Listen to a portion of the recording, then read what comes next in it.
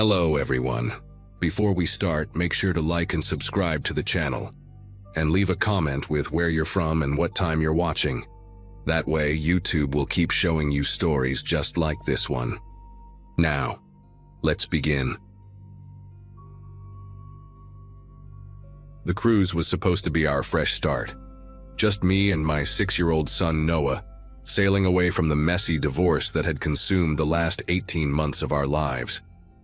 I'd saved for this trip for almost 2 years, picking up extra shifts at the hospital where I worked as a nurse, squirreling away every overtime dollar into a jar labeled New Beginnings.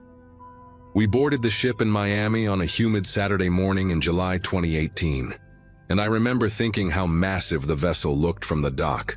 12 decks of gleaming white metal and glass, with pools and restaurants and enough activities to keep Noah entertained for our 7-day Caribbean adventure. The other passengers seemed like typical cruise folks, families with kids, elderly couples celebrating anniversaries, honeymooners taking selfies against the railings. Noah was practically vibrating with excitement, clutching his little backpack with his Nintendo DS, and asking me every 5 minutes when we could go to the water slides. The first day was perfect, exactly what I'd imagined when I booked this trip. We explored the ship from top to bottom, Noah's eyes going wide at the rock-climbing wall, the mini golf course, the ice cream parlor that stayed open until midnight. We ate dinner at the buffet where he piled his plate high with mac and cheese and chocolate cake. And I didn't even scold him about vegetables because we were on vacation, damn it. And he deserved to just be a kid after everything he'd witnessed during the divorce proceedings. That night, after tucking him into the bottom bunk in our tiny interior cabin, I stood in our bathroom the size of a closet and looked at myself in the mirror. My brown hair was already getting lighter from just one day in the sun, and for the first time in forever, the bags under my eyes didn't look quite so dark. I actually felt hopeful. The ship's gentle rocking was soothing, and the hum of the engines created white noise that made Noah sleep deeper than he had in months. I fell asleep thinking about the snorkeling excursion we'd booked for Grand Cayman, imagining Noah's face when he saw tropical fish for the first time. Everything shifted on day 2. It started with something small, an announcement over the ship's PA system during breakfast. Attention passengers, would young Sofia Martinez please report to guest services on deck 4? Sofia Martinez to guest services. Noah was busy drowning his pancakes in syrup while I sipped my coffee, watching the ocean through the dining room's massive windows. 10 minutes later, another announcement. Christopher Johnson, please report to guest services. Christopher Johnson, 8 years old, wearing a blue Captain America shirt. That detail stuck with me. Why would they describe what the kid was wearing? I figured maybe the child was lost and they were helping the parents locate them. But then 20 minutes passed and another name was called. Isabella Thompson, 7 years old, last seen near the splash zone on deck 11. The woman at the table next to us, traveling with her 3 kids, caught my eye and shrugged. "Busy morning for lost kids," she said with a nervous laugh. I nodded, but something was gnawing at me. In my 12 years working pediatric nursing, I'd developed a 6th sense for when things weren't right with children. By lunchtime, they'd called 6 more names, always children between ages 5 and 9. Always with those specific details, what they were wearing, where they were last seen. But here's what made my pulse quicken. I never saw any of these kids being reunited with their families. Not once did I witness a relieved parent hugging their lost child near guest services. I started paying attention, really watching. The pool deck was packed with families, kids running around with soft-serve cones dripping down their arms, parents lounging on deck chairs slathered in sunscreen. But I began noticing other things too. There were staff members who didn't quite fit, men in cruise uniforms who weren't serving drinks or cleaning or leading activities. They were just watching. One guy in particular, tall and thin with acne scars across his cheeks, kept walking the same route around the main pool, his eyes scanning the crowd. He wore a legitimate crew badge, but something about how he moved set off every alarm in my head. When Noah asked if he could go down the water slide alone, it was just a short walk from where I was sitting. I heard myself saying no, even though normally I would have let him. "But Mom, I'm not a baby," he whined. I pulled him closer and told him we'd go together in a few minutes. That afternoon, we were at the kids' club entrance on Deck 7. Noah wanted to join the treasure hunt activity, and I figured it would be safe. It was a supervised program in an enclosed space with security check-in. While I was filling out the permission form, a man approached us. He was maybe 40, clean-shaven, wearing the cruise line's bright yellow kids' club staff shirt with a name tag that read Kevin. But his shirt was too new, still had the fold creases from the package, and his name tag was slightly crooked. "Hey there, buddy," he said to Noah, completely ignoring me at first. "You here for the treasure hunt?" "Actually, we moved it to the arcade on Deck 12. Way cooler prizes up there. Want me to take you?" Noah's face lit up. He'd been begging to go to the arcade since we boarded. He took a step toward the man, and that's when my body reacted before my brain. I grabbed Noah's shoulder, probably harder than necessary. "We'll go together," I said, my voice coming out sharp. The man's friendly expression flickered for just a second, a flash of irritation, maybe anger, before the smile returned. "Oh, parents aren't allowed in this special event. Insurance reasons. But I promise he'll have a blast." The real kids' club supervisor, a young woman with a Brazilian accent, looked up from her desk. "Kevin? I don't know any Kevin. And the treasure hunt is right here, ma'am, in our main room." The man didn't run. That's what chilled me the most. He just walked away, casually, like nothing had happened. The supervisor called security, but by the time they arrived, he'd vanished into the maze of corridors and decks. Security took my statement, said they'd look into it, but their tone suggested this was just another paranoid parent overreacting. Noah was upset that we left without doing the treasure hunt, but I couldn't get my heart rate back to normal. I kept replaying the moment. How quickly Noah had been ready to go with this stranger. How the man knew exactly what would appeal to my son. We went back to our cabin, and I locked the door, putting the chain on, even though I knew it was probably useless. I let Noah play his DS while I sat on my bunk, trying to process what had almost happened. The announcements continued over the PA system. "Madison Walker, 9 years old. Please report to guest services." Every time I held Noah a little tighter. I started a list in my phone, writing down every name they called, the times, the descriptions. By dinner time, I had 14 names. 14 children whose names echoed through the ship's speakers, but who never seemed to materialize anywhere. That night I barely slept. Every creak of the ship, every footstep in the hallway outside made me sit up in the dark. Noah was out cold, but I kept checking on him, making sure he was still there in his bunk. Around 3 a.m. I heard voices in the corridor, hushed but urgent. I pressed my ear against the door and caught fragments. "Cozumel tomorrow. Easier at the port. The Mexican contact." Then footsteps moving away. I wanted to open the door, see who it was, but I couldn't risk leaving Noah alone, not even for a second. I spent the rest of the night sitting on the floor between his bunk and the door, my phone in one hand and the cabin phone in the other, ready to call security at the slightest sound. The next morning I was exhausted but wired on adrenaline. At breakfast I started talking to other parents, casually at first. "Hey, did you hear all those announcements yesterday? So many lost kids." Most hadn't really noticed. They were on vacation, drinks flowing, kids in various programs. But one mother, a pediatrician from Dallas named Jennifer, had noticed. She pulled me aside near the omelet station. "My daughter's friend from the teen club said she saw security footage being reviewed yesterday. 3 kids who were called over the PA were seen leaving the ship at Nassau Port with adults who weren't their parents. The staff told her it was a custody dispute thing, but..." She glanced around nervously. "Those kids' families never reported them missing." I asked at guest services. I felt like the floor had dropped out from under me. These weren't just announcements. They were shopping lists. Someone was using the PA system to mark targets, maybe to signal accomplices. The more I thought about it, the more it made horrible sense. International waters meant murky jurisdiction, ports in developing countries where documentation might be lax, a ship with thousands of passengers where kids naturally wandered off from parents. It was a perfect hunting ground.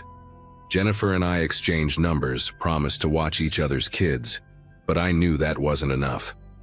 We were heading to Cozumel that day. The words I'd heard in the hallway suddenly taking on new meaning. I made a decision. We weren't leaving the cabin. I told Noah I wasn't feeling well, and miracle of miracles, he didn't argue much. Maybe he sensed my fear. We stayed locked in that tiny room, eating room service, watching movies on my laptop. But the announcements continued. Timothy Brooks, 6 years old, blue swimsuit, last seen near the mini golf course. Each name felt like a countdown to something terrible. The breaking point came on day 4. We'd stayed holed up through the Cozumel port day, but Noah was getting restless, crying about missing everything fun. Against my better judgment, I agreed to take him to the breakfast buffet early when it would be less crowded. We were there at 6:30 a.m., the dining room mostly empty except for a few elderly early risers.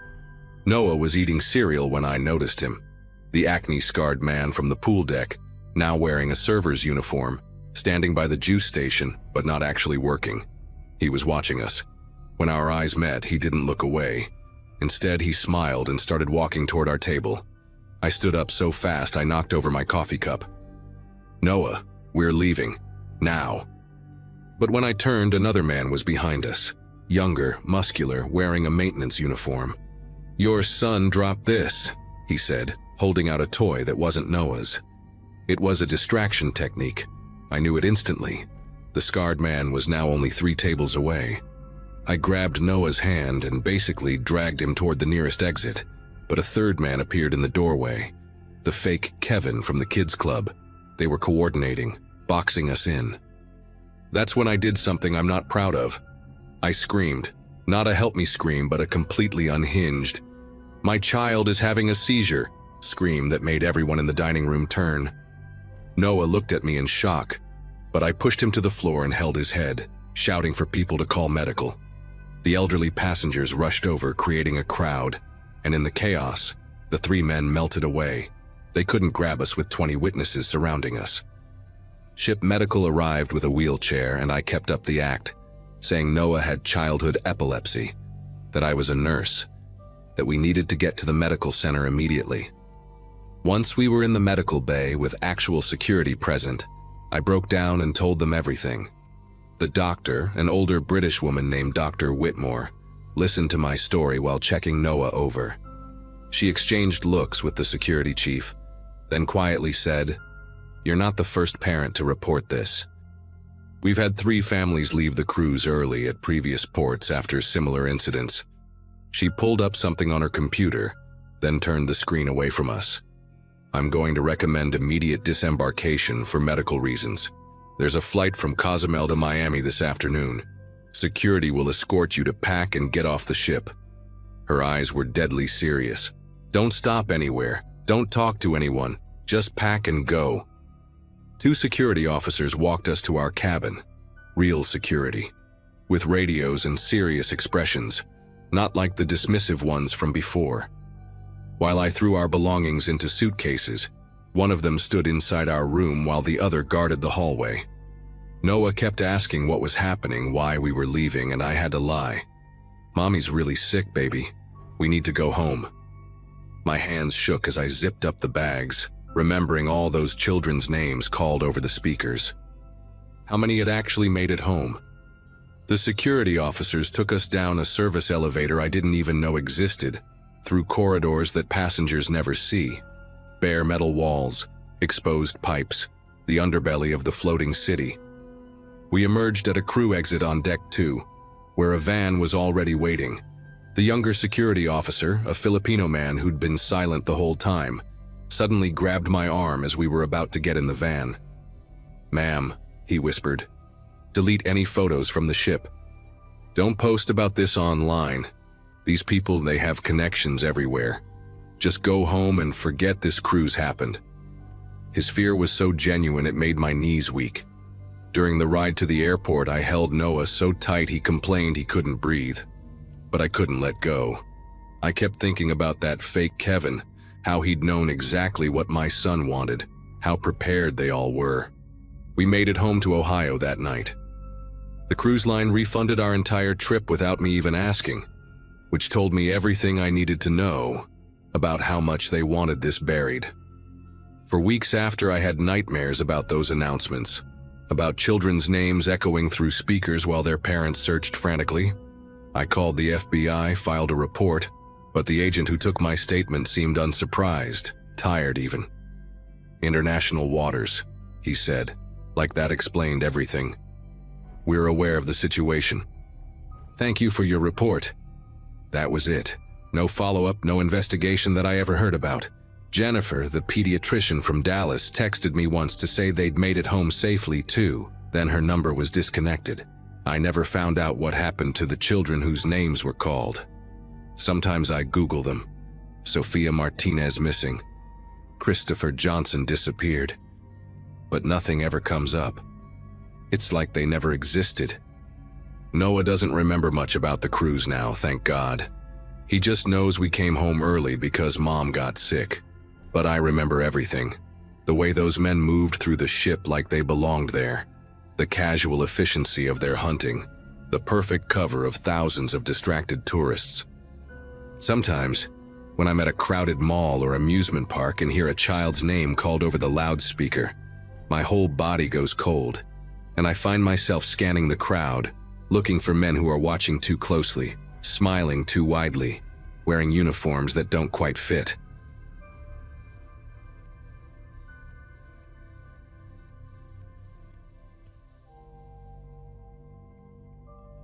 The Atlantic was rougher than usual that September, and most passengers had already retreated to their cabins by the time everything went sideways.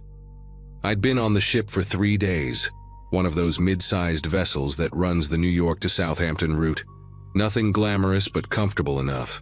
My cabin was on the 7th floor, just a small room with a porthole that stayed fogged up from the temperature difference between the ocean air and the ship's heating system. After 8 years with Boston PD and another 2 running my own security consulting firm, I'd gotten pretty good at reading people, noticing patterns that didn't belong. My sister had practically forced this trip on me after my divorce papers came through, told me 7 days at sea would help me reset, stop obsessing over surveillance footage and threat assessments for corporate clients who paid too much for peace of mind. She wasn't wrong. The first couple days had been exactly the kind of mindless relaxation I needed. Mediocre food at the buffet, a comedy show that made me laugh exactly once, and long hours sitting on the deck watching the horizon bob up and down. Everything changed on night 3, right around 11:30 in the main lounge. I'd been sitting at the bar with a glass of bourbon, watching the bartender, a Romanian kid named Anton who couldn't have been older than 25, juggle drink orders from increasingly drunk passengers. That's when the shouting started near the casino entrance. 2 men, both in their 40s, expensive clothing but wearing it wrong, like they'd bought it specifically for this trip. The bigger one had shoulders that stretched his navy blazer to its limits, and when he shoved the smaller guy, it wasn't just anger. It was calculated, theatrical even. The smaller man crashed into a table where 4 women were playing cards, sending chips and drinks flying everywhere. Then I noticed something that made every instinct from my police days light up. 3 other men, scattered throughout the lounge, all stood up at exactly the same moment. They weren't rushing to help or gawking like everyone else. They were moving with purpose, converging on the scene like they'd rehearsed it. The next 60 seconds turned the lounge into complete chaos. While everyone was focused on the 2 men fighting, the 3 others who'd stood up pulled out knives. Not kitchen knives or pocket knives, but ceramic blades, the kind that don't set off metal detectors. One of them, a wiry guy with a shaved head and a scar that ran from his left ear to his jaw, went straight for the purses and jewelry the card-playing women had left on their table.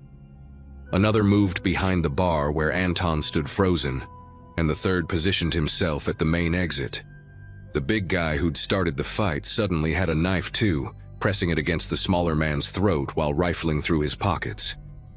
That's when I realized the smaller man wasn't random. He was wearing a Patek Philippe watch worth at least 40 grand, and his wedding ring had a diamond that caught the light like a disco ball.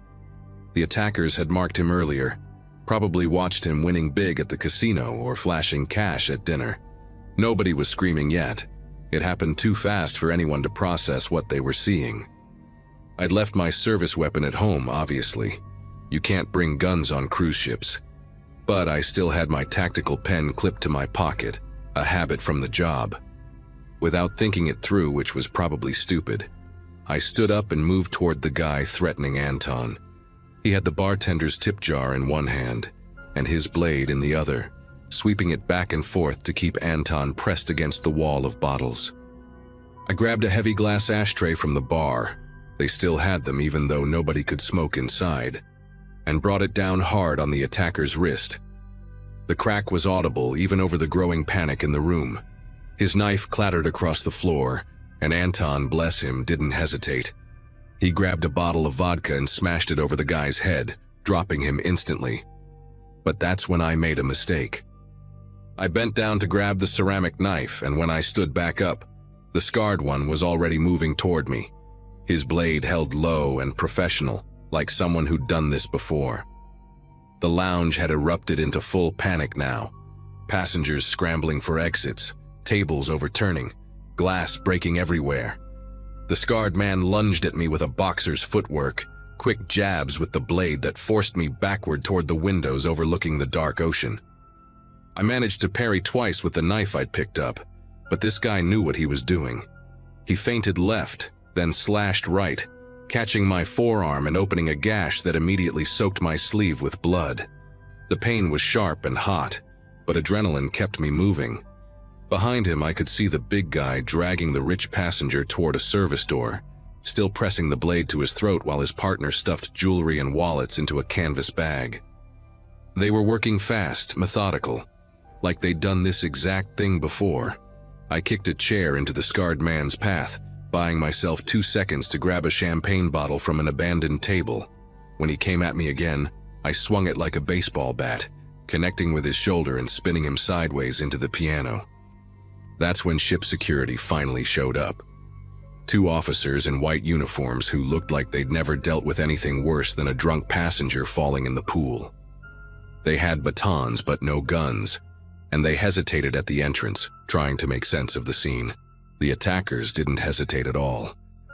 The one at the exit whistled, sharp and loud like calling a dog, and suddenly they were all moving, abandoning their victims and loot, heading for different exits with practiced efficiency.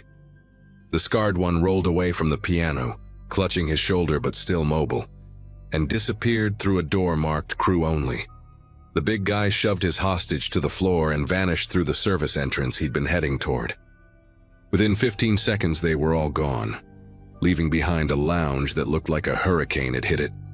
Blood on the carpet, broken glass everywhere, passengers huddled behind overturned furniture, and me standing there with a slashed arm and a bloody champagne bottle, trying to explain to security that this wasn't just a bar fight gone wrong.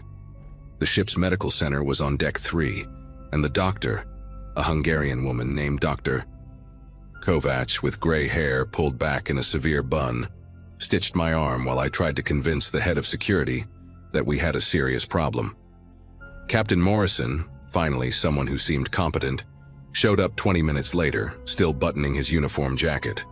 I laid it out for him. The ceramic weapons, the coordinated movements, the crew-only door escape routes, the fact that they'd targeted specific wealthy passengers. These weren't opportunistic thieves or drunk troublemakers. They'd studied the ship's layout, identified marks, and planned their exits. The captain's face went pale when I mentioned the ceramic knives. "Those don't show up on our scanners," he said quietly, more to himself than to me. Dr. Kovacs paused mid-stitch when I described how they'd moved through the lounge, each man knowing exactly where to go. "How many passengers boarded in New York?" I asked. Morrison pulled out a tablet, scrolled through some files. 837, he said. But we don't photograph passengers, only check passports against the manifest. I convinced Morrison to pull the security footage from embarkation day, and we spent the next 3 hours in a cramped office behind the bridge, watching grainy video on monitors that looked like they hadn't been upgraded since the 90s. Anton, who'd insisted on helping after his shift ended, turned out to have a photographer's eye for faces. He spotted them first, 5 men who'd boarded separately but all within the same 30-minute window, each carrying similar black duffel bags, each walking with that same controlled gait I'd noticed in the lounge. They'd spread out immediately after boarding, no acknowledgement of each other, but the timing was too perfect to be coincidence. We tracked them through the ship's cameras over the next 2 days. They ate at different restaurants, used different pools, never appeared together in public. But Anton noticed something I'd missed. They all had cabins on deck 2, the cheapest interior rooms, all in the same corridor. Who books 5 separate interior cabins on a transatlantic crossing? Anton asked, and that's when it clicked. I asked Morrison to check the booking records. All 5 reservations had been made on the same day, 6 weeks ago. All paid with prepaid credit cards, all using different travel agencies, but with sequential booking reference numbers. Morrison wanted to search their cabins immediately, but I stopped him. "They know we're onto them now," I said. "If we spook them, they might do something desperate. We're in the middle of the Atlantic, nowhere to run, but that also means nowhere for passengers to escape to either. Instead, I suggested we monitor them, figure out their next move." The captain agreed, assigning his 2 best security officers to shadow the corridors near their cabins. But these guys were smart. For the next 18 hours, none of them left their rooms. No room service orders, no bathroom breaks that we could detect, nothing. It was like they'd vanished inside those cabins. Then Anton, who'd been checking the dining records on his own initiative, found something interesting. Over the past 2 days, someone had been ordering massive amounts of food from the midnight buffet, enough for 15 people, and charging it to a cabin belonging to an elderly couple from Vermont, the Andersons, who'd been eating in the main dining room every night. When we checked the security footage from the buffet, we saw one of our suspects, the big guy from the fight, loading up multiple plates at 2 in the morning, then disappearing toward the service elevator. The pieces started coming together when Morrison pulled up the ship's blueprints. The service elevator from the buffet area connected to a maintenance corridor that ran along deck 2, right behind the row of cabins where our 5 suspects were staying. But here's what made my spine tingle. That same corridor led directly to the ship's storage hold, where passenger valuables were kept in safety deposit boxes. The cruise line marketed it as a secure service for travelers carrying expensive jewelry or large amounts of cash. Morrison's face went white when he realized what I was suggesting. "There's probably $3 million worth of items in that hold," he whispered. The attack in the lounge hadn't been the real crime. It was a distraction, a test run to see how security would respond, how long it would take, what kind of resistance they'd meet. They were planning something much bigger, and we were already on day 4 of a 7-day crossing. The next port was Southampton, but we had a brief stop in the Azores in 36 hours to refuel. If they were planning to rob the storage hold, they'd do it right before the Azores, then disappear into the Portuguese islands before anyone realized what had happened. We had less than 36 hours to stop them, and Morrison was already talking about alerting the Coast Guard, requesting a military escort, all the official procedures that would take too long and probably alert our suspects that we were onto them. I proposed something different. "Let them think they're invisible," I said, but we set a trap. The plan was risky but simple. We'd move all the real valuables out of the storage hold that night, replace them with fake jewelry and empty boxes, then wait for them to make their move. Morrison hesitated. The liability issues alone could end his career. But he knew we didn't have many options. That night, while most passengers were at the captain's formal dinner, Morrison, Anton, 2 trusted security officers, and I quietly emptied the storage hold. We packed everything into the captain's personal safe and 3 secured crew lockers, photographing each item for insurance purposes.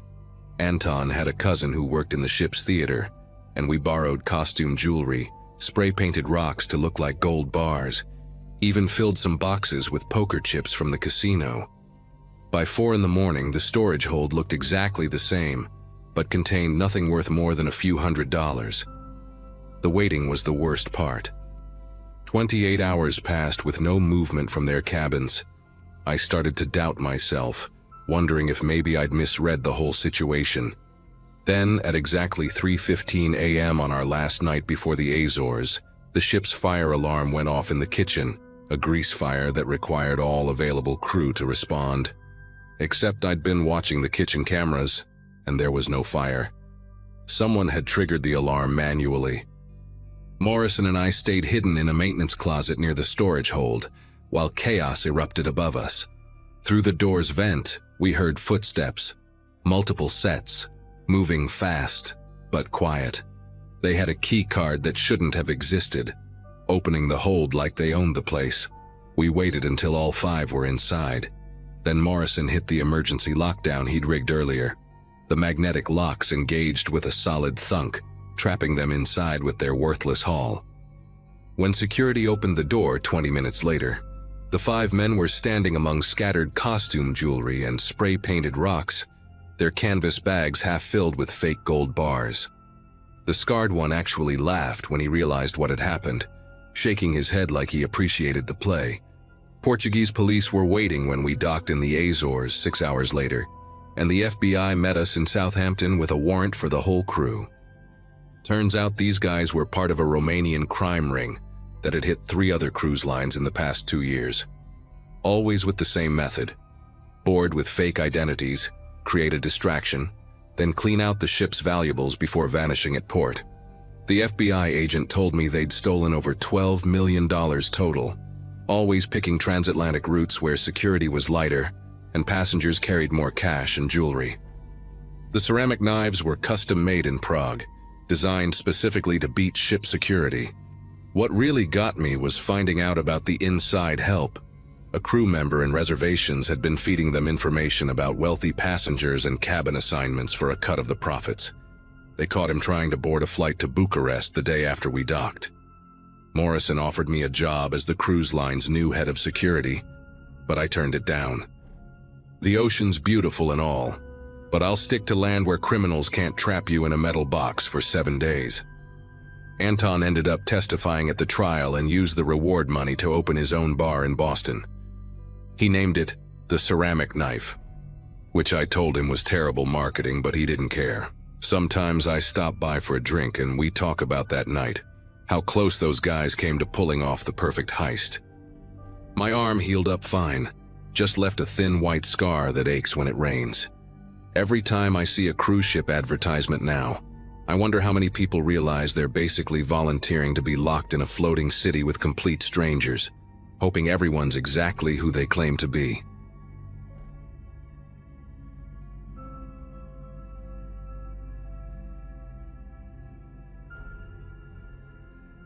The afternoon sun was beating down on the pool deck when everything changed. I was 38 then, managing a hardware store in Phoenix, and we'd saved for 2 years to take this cruise. Me, my wife Lisa, our teenage daughter Madison, and my dad Walter. He'd just turned 65 and retired from his job at the post office after 40 years. The man never took vacations, always said he'd travel when he retired, so we surprised him with this trip for his birthday. We were somewhere between Florida and Jamaica, second day at sea on a 7-day cruise that was supposed to be the trip of a lifetime. Dad was actually enjoying himself for once, laughing at Madison's attempts to teach him how to play shuffleboard, his face red from the sun despite the SPF 50 Lisa kept slathering on him. I remember the exact moment because Madison had just scored her first point and was doing this ridiculous victory dance when Dad's shuffleboard stick clattered onto the deck. His right hand was clutching his chest, fingers digging into his Hawaiian shirt, the ridiculous one with the parrots that Madison had bought him specifically for this trip. His face went from sunburn red to this awful grayish color in seconds. He tried to say something, but all that came out was this strangled gasp before his knees buckled. I caught him before he hit the deck, and his weight nearly took me down with him. His eyes were wide, terrified, and he kept grabbing at his chest like he was trying to tear something out. Lisa started screaming for help, while Madison stood there frozen, still holding her shuffleboard stick like she didn't understand what was happening. A crew member in a white uniform appeared within maybe 30 seconds, felt like hours, and immediately called for medical on his radio. They brought a wheelchair, but Dad couldn't even sit up properly. He kept slumping forward, his breathing coming in these horrible wheezes. We ended up carrying him, me under his arms, the crew member taking his legs, while Lisa ran ahead, clearing the path through the crowds of sunbathers who were all staring now. The medical center was down on deck 2, tucked behind the photo gallery where they try to sell you overpriced pictures of yourself boarding the ship.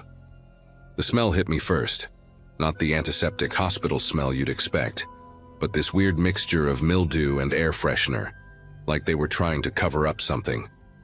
The waiting area had 3 plastic chairs and a water cooler that was empty, just the blue bottle sitting there collecting dust.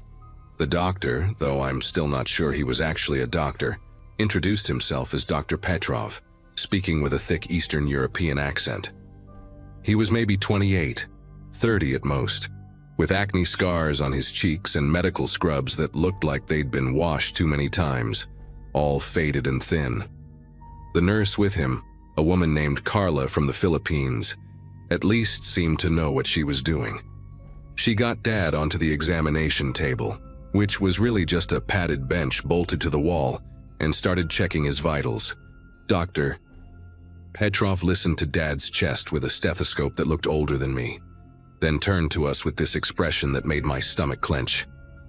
"Is probable cardiac event," he said, like he was telling us Dad had a cold. "We give aspirin, monitor. Next port is 10, maybe 12 hours. He's stable enough."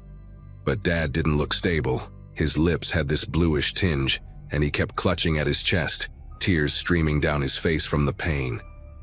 Lisa lost it then, and I'd never seen my wife like that in 16 years of marriage. She grabbed Dr. Petrov by his faded scrubs, actually grabbed him, and started shouting about helicopters, about calling the Coast Guard, about doing something real instead of just watching her father-in-law die. The doctor just stood there, blinking rapidly, while Carla gently pried Lisa's hands away. "Ma'am, please understand," Carla said quietly, her voice steady but her eyes showing she knew exactly how bad this was.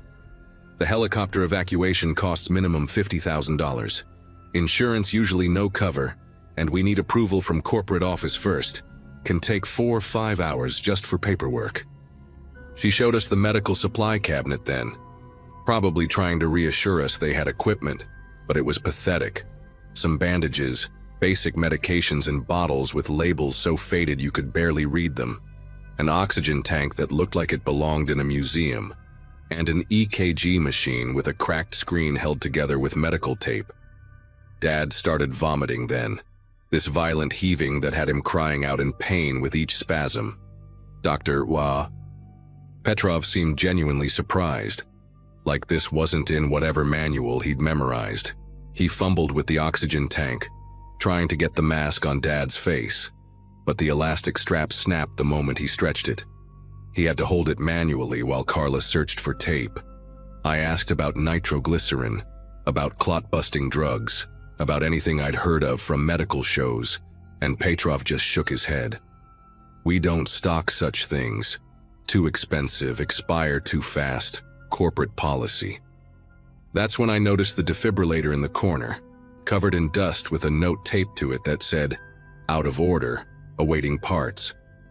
Madison was sobbing in the corner, calling her grandfather's name, while Dad's breathing got more labored, each breath sounding like he was drowning in his own lungs. The next 3 hours were the longest of my life. We took turns holding that oxygen mask to Dad's face because they only had 1 roll of medical tape, and it wasn't strong enough to hold the weight. Carla kept checking his pulse manually because the heart monitor's battery was dead, and the replacement was on order from corporate. Dr. Petrov disappeared for an hour, and when he came back, he smelled like cigarettes and wouldn't meet our eyes. Around hour 2, Dad started having what Carla quietly called episodes. His whole body would go rigid, eyes rolling back, lasting maybe 20 or 30 seconds each time. After the third one, even Petrov looked scared. He finally admitted he'd only been working cruise ships for 3 months, that he'd been a general practitioner in Romania for just 2 years before this, mostly dealing with colds and stomach bugs. The cruise line had hired him because he'd work for a third of what American doctors wanted. I'll never forget the conversation with the cruise director who showed up around hour 4. Gregory something or other, this spray-tanned guy in his 40s with veneers so white they hurt to look at, wearing a uniform with more fake gold than a costume shop.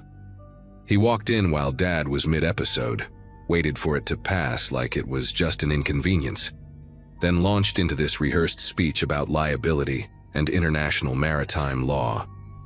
"Your father signed a waiver when he boarded," he said, pulling out his phone to show me the terms and conditions nobody ever reads. Section 47B clearly states that medical facilities are limited and guests travel at their own risk. When Lisa started crying harder, he offered us a 20% discount on our next cruise and free drink packages for the rest of this trip. I wanted to throw him through the porthole, but I couldn't leave Dad's side.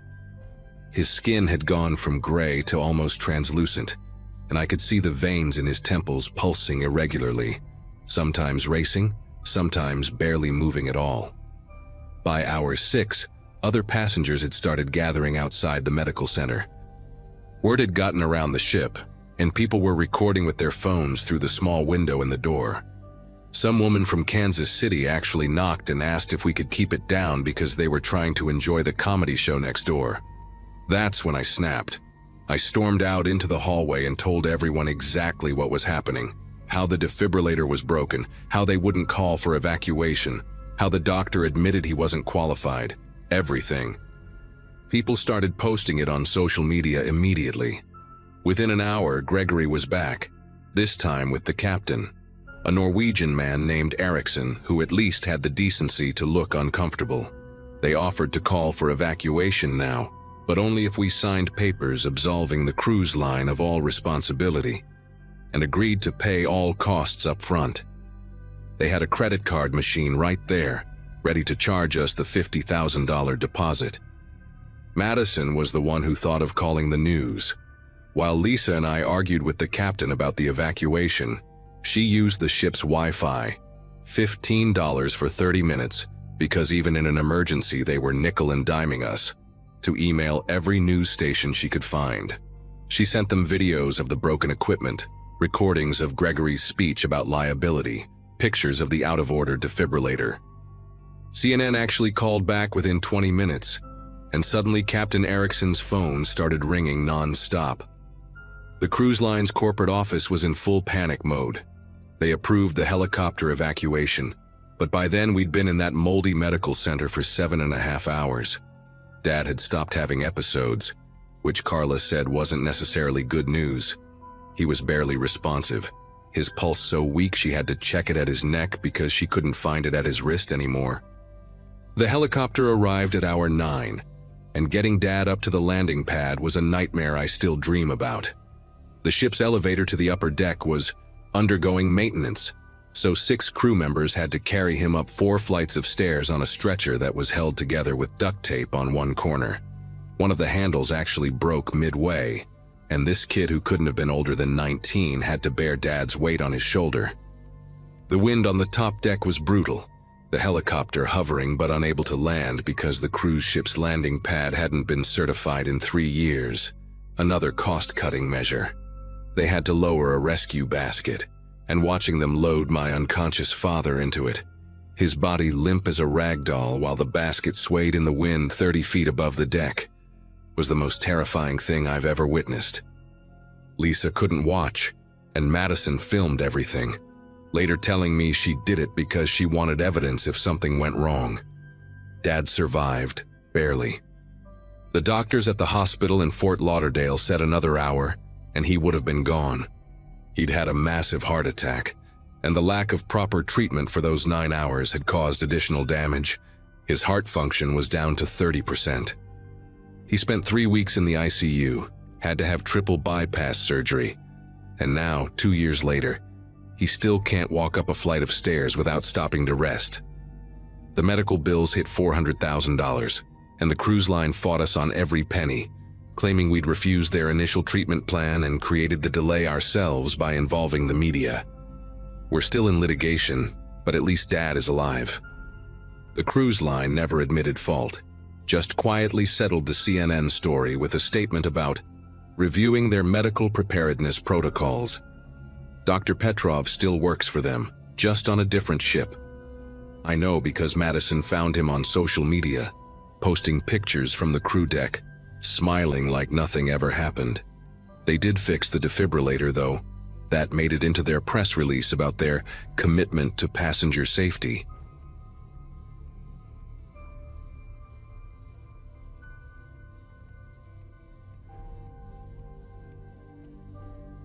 "22 years old, and I'd never been on anything bigger than my uncle's fishing boat back in Colorado. But there I was, standing on deck 7 of this massive ship, watching the Mexican coastline fade into darkness, while 4,000 other passengers partied around me. I'd saved for 2 years waiting tables at a greasy diner in Denver, pulling double shifts every weekend, telling myself it would all be worth it once I finally got on that ship. My roommate Ashley thought I was crazy to go alone, kept saying I should wait until we could go together after she saved up. But I needed this trip. I needed to prove to myself that I could do something big without anyone holding my hand. The first 2 days had been incredible, snorkeling at our port stop, meeting other solo travelers at the poolside mixers, eating more shrimp at the buffet than any human probably should. That third night, I decided to splurge on the steakhouse. The one where you had to make reservations and pay an extra $70 just to walk through the door. The dining room had these floor-to-ceiling windows overlooking the ocean, candle-lit tables with actual cloth napkins and servers who remembered your name after hearing it once. My waiter, this guy named Dominic with a thick Italian accent, recommended the ribeye with herb butter, said it was the best cut they'd gotten in weeks. When that plate arrived, I'm not gonna lie, I took like 5 photos before even picking up my fork. The steak was thick as a dictionary, charred black on the edges but bleeding pink inside, swimming in this green butter that had chunks of garlic and rosemary. First bite tasted a little metallic, kind of sharp on my tongue, but Dominic assured me that was just the dry aging process, something about enzymes breaking down the proteins. The couple next to me, the Brennans from Wisconsin, were celebrating their 40th anniversary, and Mr. Brennan kept joking that his steak was so good he might leave his wife for the chef. We laughed, shared travel stories, and I cleaned my entire plate, even sopping up the leftover butter with the complimentary bread. Around midnight, I woke up to my stomach doing these weird flips, like when you miss a step going downstairs and your whole body lurches. The room was pitch black except for this thin strip of moonlight coming through the balcony door, and the ship was rocking more than usual, making everything worse. I tried to ignore it, told myself I'd just eaten too much too fast, maybe mixed too many foods at once. But then came this sharp twisting pain right below my ribs, like someone was wringing out my intestines like a wet towel. I barely made it to the tiny bathroom before everything came up. The steak, the potatoes, the 3 mojitos I'd had at the pool bar earlier. All of it burning my throat on the way back up. The vomiting wouldn't stop. These violent waves that left me hugging the toilet, my whole body shaking and covered in cold sweat. Between episodes, I noticed something that made my chest tighten with panic. The vomit had this dark, almost coffee ground texture to it, and there were these red streaks that definitely weren't from anything I'd eaten. I tried calling guest services from the phone next to the bed, but the line just rang and rang. No answer. My roommate for the cruise, this girl named Bethany from Oregon who I'd been matched with through the solo traveler program, wasn't in her bed, probably still at the nightclub on deck 12. I grabbed my room key, shoved my feet into flip-flops, and stumbled out into the hallway. One hand pressed against my stomach, the other trailing along the wall for support. The corridors were empty, just these endless stretches of identical doors and that weird cruise ship carpet, with the swirling patterns that made my nausea worse.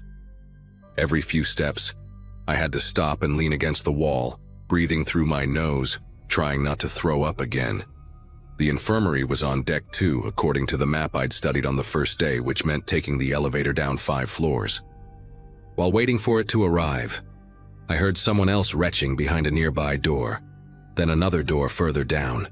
These horrible gagging sounds echoing through the hallway. The elevator took forever, and when it finally opened, there were already 3 people inside, all of them looking as rough as I felt. This middle-aged man in a Disney cruise shirt was bent over, gripping the handrail, his face this greenish-gray color I'd never seen on human skin before. A woman, maybe in her 30s, was sitting on the floor in the corner, holding a plastic ice bucket that reeked of bile. Mascara streaked down her cheeks. A teenage boy was slumped against the back wall, his legs shaking so bad his knees kept knocking together. Nobody said anything. We just stood there in our misery as the elevator crawled down, stopping at every single floor to pick up more sick passengers. By deck 4, we were packed in like sardines, 12 or 13 of us, the air thick with the smell of sweat and vomit and fear. This elderly woman next to me kept whispering, "This isn't right, this isn't right," over and over, clutching a rosary in her trembling fingers. When the elevator doors opened on deck 2, I thought I was hallucinating. The hallway leading to the infirmary was packed with people, a line stretching all the way back to the crew quarters. There must have been 60, maybe 70 passengers, all in various states of distress. Some were sitting on the floor with their backs against the walls, heads between their knees. Others were standing but swaying, using the walls or their companions for support. I saw Mrs. Brennan from dinner, the sweet lady from Wisconsin, throwing up into a trash bag while her husband rubbed her back, his own face pale and sweaty. There were parents carrying limp children, a pregnant woman crying while her partner fanned her with a cruise brochure, and near the front of the line, a man had actually passed out, lying flat on that ugly carpet while his wife screamed for help. The smell hit me like a physical force, human waste, vomit, and underneath it all, this metallic scent that reminded me of the steak from dinner, making my stomach clench all over again. I took my place at the end of the line, sliding down the wall until I was sitting on the floor, my knees pulled up to my chest. The woman next to me, still wearing her evening dress from whatever fancy event she'd attended, told me she'd been waiting for 2 hours already. 2 hours. She said the infirmary only had 1 doctor and 2 nurses for the entire ship, and they were completely overwhelmed. People who'd made it inside were coming back out saying the doctor was just giving everyone the same medicine, some generic anti-nausea pills, and sending them back to their rooms. No IV fluids for dehydration, no real examination, just pills and a pat on the back. The woman's husband had gone to find water somewhere, she said, because the crew had stopped responding to room service calls, and the nearest working water fountain was 3 decks up. Her lips were cracked and bleeding, and when she tried to stand up to adjust her position, her legs gave out completely, sending her crashing back to the floor. After another hour of waiting, barely moving forward in line, I watched a crew member in a white uniform push through the crowd, heading for the infirmary doors. People were grabbing at him, begging for help, for water, for information, but he just kept his head down and pushed forward. When he reached the doors, I heard him speaking rapidly into his radio, in what sounded like Filipino, and I caught a few words in English: containment, corporate, and media blackout. The doors opened just long enough for him to slip inside, and in that brief moment, I glimpsed the chaos within. Gurneys lining the walls with people hooked up to IVs, a nurse running between patients, and the doctor, this exhausted-looking Indian man, arguing with someone in a suit who was definitely not medical staff. The suit was waving papers around, pointing at the sick passengers, shaking his head violently. Then the doors closed again, and we were left in the hallway with our suffering, the line not moving at all anymore. My dehydration was getting dangerous. I could feel it in the way my vision kept going dark at the edges, how my tongue felt like sandpaper against the roof of my mouth. The woman in the evening dress had stopped responding when people talked to her, just staring at the ceiling with glassy eyes. I knew I needed fluids desperately, but when I tried to stand up to go search for water, The hallway tilted sideways and I crashed into the wall, my legs like jelly. That's when this crew member, a young Filipino guy who couldn't have been older than 19, knelt down next to me. He looked around nervously, then pressed a half-empty water bottle into my hands, whispering in accented English that I needed to get back to my room immediately. He said the restaurant on deck 7, the fancy one where I'd eaten. Their freezer had broken 2 days ago, but management made them serve the meat anyway. Over 300 people had eaten there in the last 48 hours. He said corporate was flying in their own doctors tomorrow morning. But tonight, they were under strict orders to minimize treatment, to avoid creating a paper trail that could lead to lawsuits. Before I could ask him anything else, his supervisor appeared, barking at him in Tagalog, and he scrambled away. But his words kept spinning in my head as I sipped the precious water. Broken freezer, 300 sick people, minimizing treatment. I started noticing things I'd missed before in my misery. The crew members weren't drinking the ship's water. They all had sealed bottles from some external supplier. The security guards at the end of the hallway were wearing medical masks, something I'd never seen on a cruise before. And most telling of all, I spotted 2 passengers from first class, the ones who'd been at the captain's table that first night, being escorted through a side door directly into the infirmary, bypassing the entire line. The woman next to me saw it too and started crying, not from pain but from rage, realizing that even here, even in this nightmare, money determined who got saved first. She tried to scream about it, to alert the others, but her voice came out as barely a whisper, her throat too damaged from hours of vomiting. Around 5 in the morning, after I'd been in that hallway for nearly 5 hours, something shifted. The man in the suit came out of the infirmary with 2 security officers, and they started moving through the crowd, checking room numbers on people's key cards. When they got to me, the suit looked at his tablet, frowned, and told the security guards to escort me back to my room. I tried to protest, told him I needed medical attention, that I could barely stand, but he just smiled this cold corporate smile and said the doctor had determined I was well enough to recover in my cabin. The security guards lifted me up by my arms, and I was too weak to fight them. As they half-carried, half-dragged me toward the elevator, I heard the suit telling others the same thing, clearing out the hallway by force. The pregnant woman was sobbing, begging for help, but they just kept moving people out.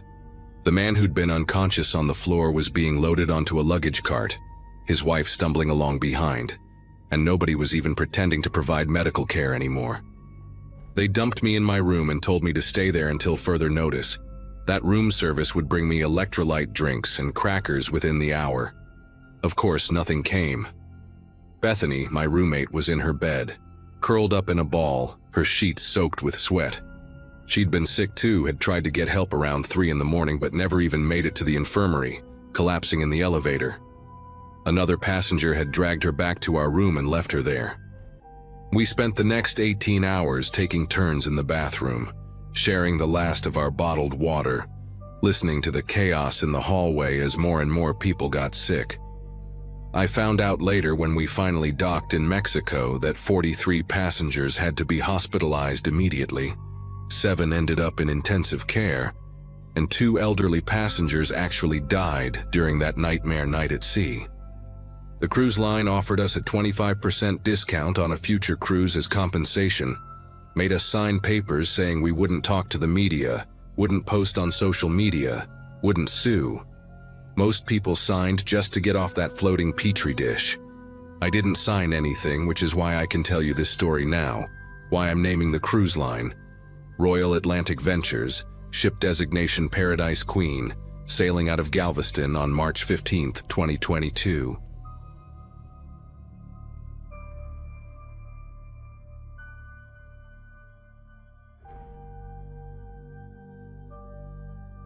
I spent 22 years fighting fires in Chicago, but nothing in all that time prepared me for what happened last April aboard the Celestial Dream. My daughter Megan had convinced me to take that Mediterranean cruise about 6 months after I retired. Kept saying I deserved it after all those years of service, that I needed to finally relax and see the world beyond smoke and sirens. She'd found this deal online, 10 days through the Mediterranean, and basically wouldn't take no for an answer. Even drove me to the airport herself to make sure I actually went. The ship was massive, one of those floating cities with 8 restaurants, 3 pools, and enough activities to keep 2,000 passengers busy for weeks. We'd been at sea for 4 days, had just left Barcelona that morning heading toward Nice, and I was actually starting to enjoy myself, learning to play shuffleboard with a group of retirees from Michigan who'd adopted me into their morning coffee club. The weather had been perfect the entire trip, that kind of Mediterranean sunshine you see in travel magazines, calm seas that barely made you remember you were floating on thousands of feet of water. That afternoon started like any other. I'd just finished lunch at the buffet on Deck 7, grilled salmon with those fancy little potatoes they served every day, and was heading down to my cabin for a quick nap before the evening's entertainment. The first sign something was wrong came around 3:30 when I noticed the horizon through my porthole window had this strange dark purple color, like a fresh bruise spreading across the sky. Then came the announcement from the captain, very calm, very professional, telling us we might experience some rough seas and suggesting passengers secure any loose items in their cabins. I remember thinking it was odd how the crew members I passed in the hallway were moving with this urgent efficiency, not quite running, but definitely not strolling, their faces tight with something I recognized from my firefighting days, that controlled concern professionals get when they know something civilians don't yet understand.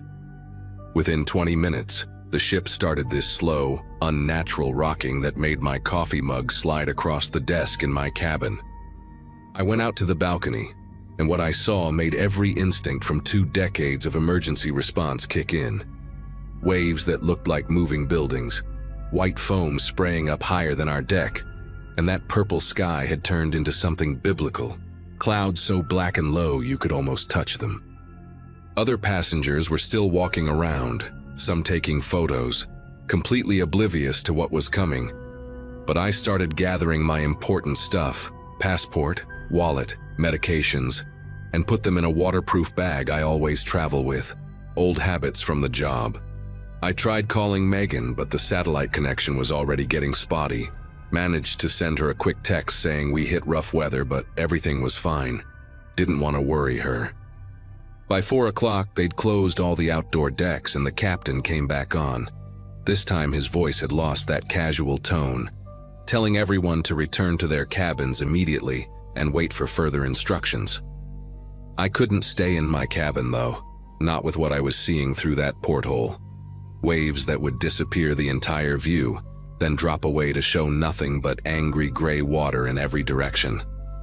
I made my way up to Deck 5 where the main dining hall was, figuring if things went bad, I wanted to be somewhere with multiple exits, not trapped in a metal box 7 floors down. The dining hall was this massive space with floor-to-ceiling windows, crystal chandeliers.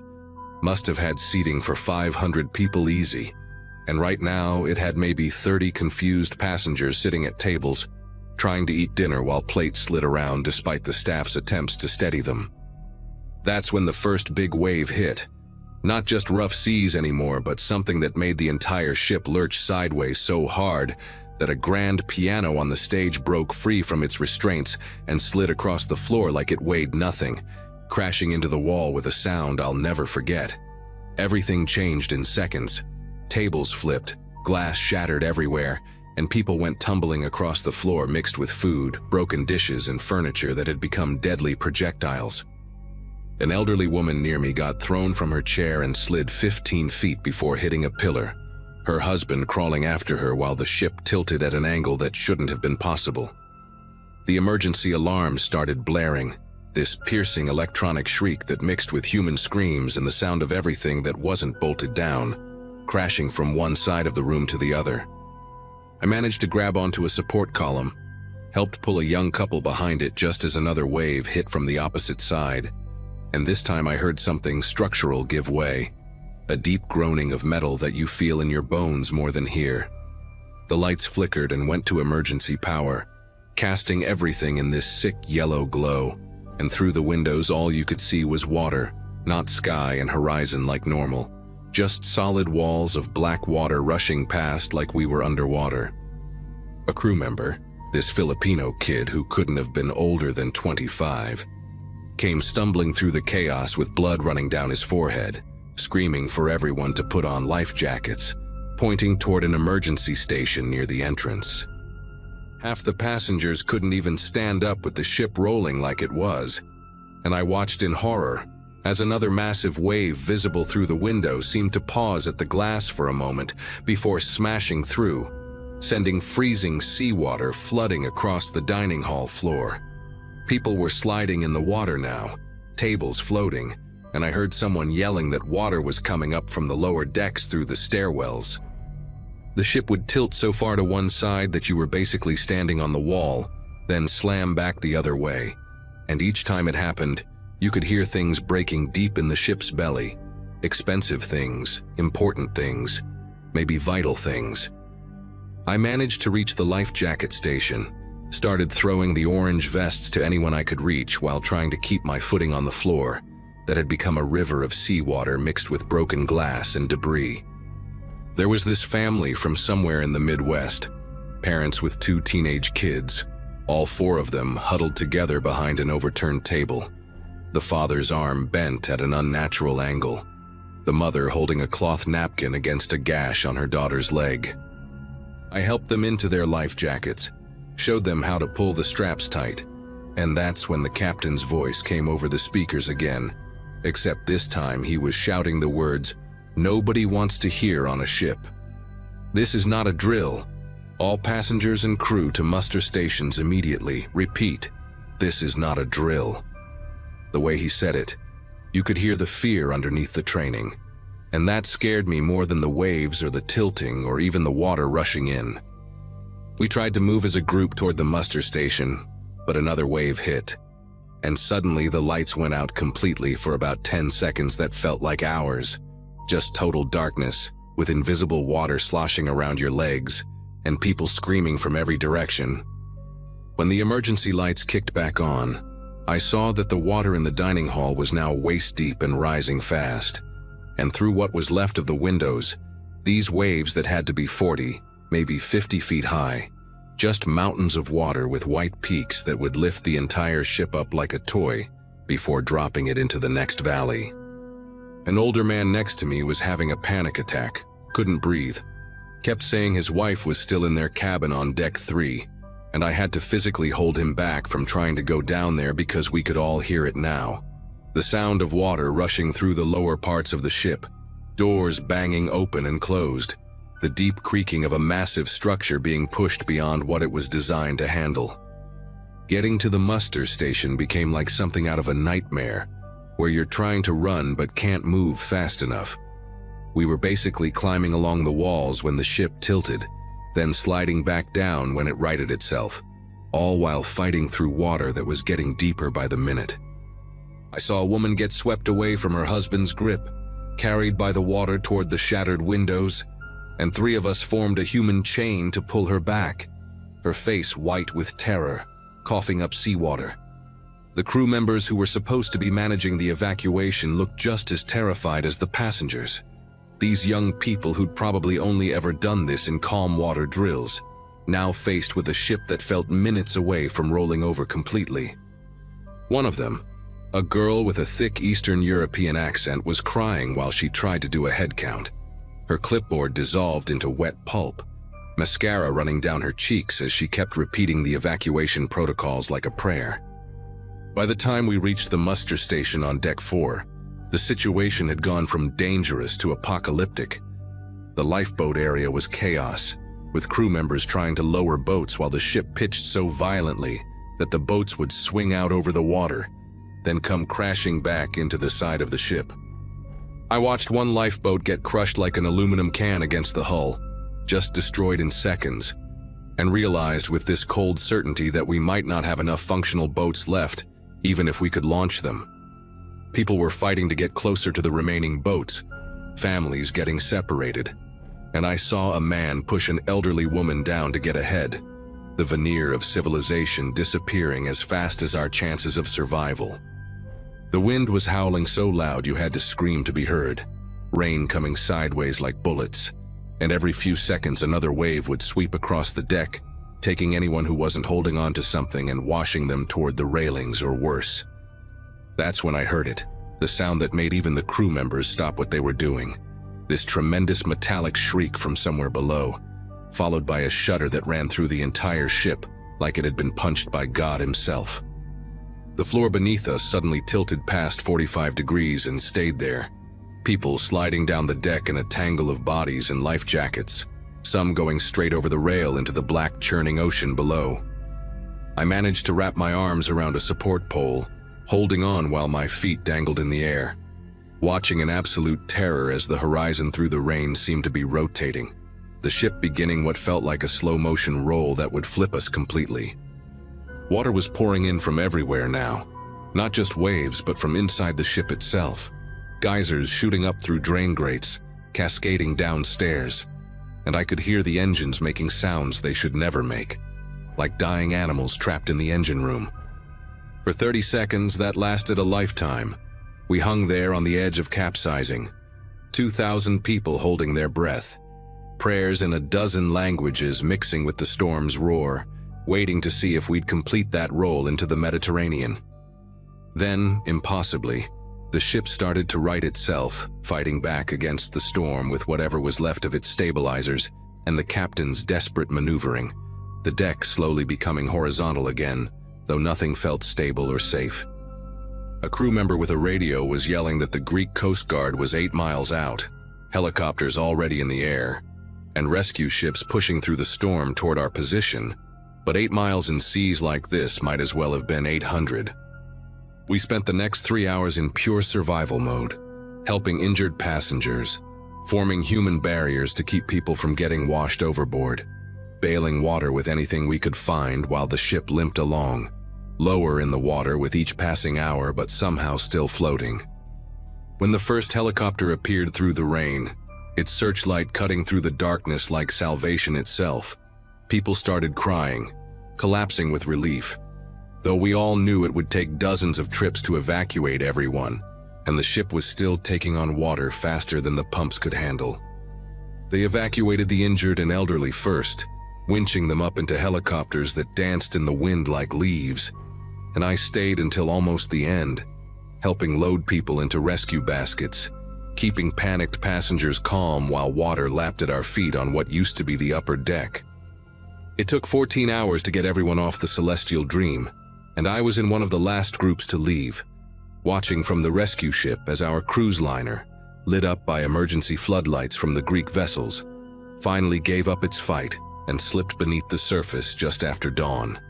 Nobody died that night, which the news kept calling a miracle, though 43 people ended up hospitalized and hundreds more with injuries that didn't make the statistics.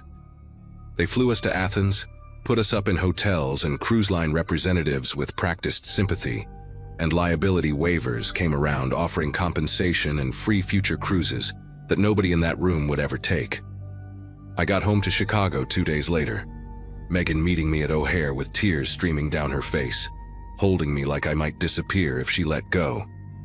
She'd seen the news coverage, those helicopter videos of the ship tilting at impossible angles, passengers clinging to railings while waves swept the decks, and she kept apologizing for pushing me to take the trip, which broke my heart because none of it was her fault.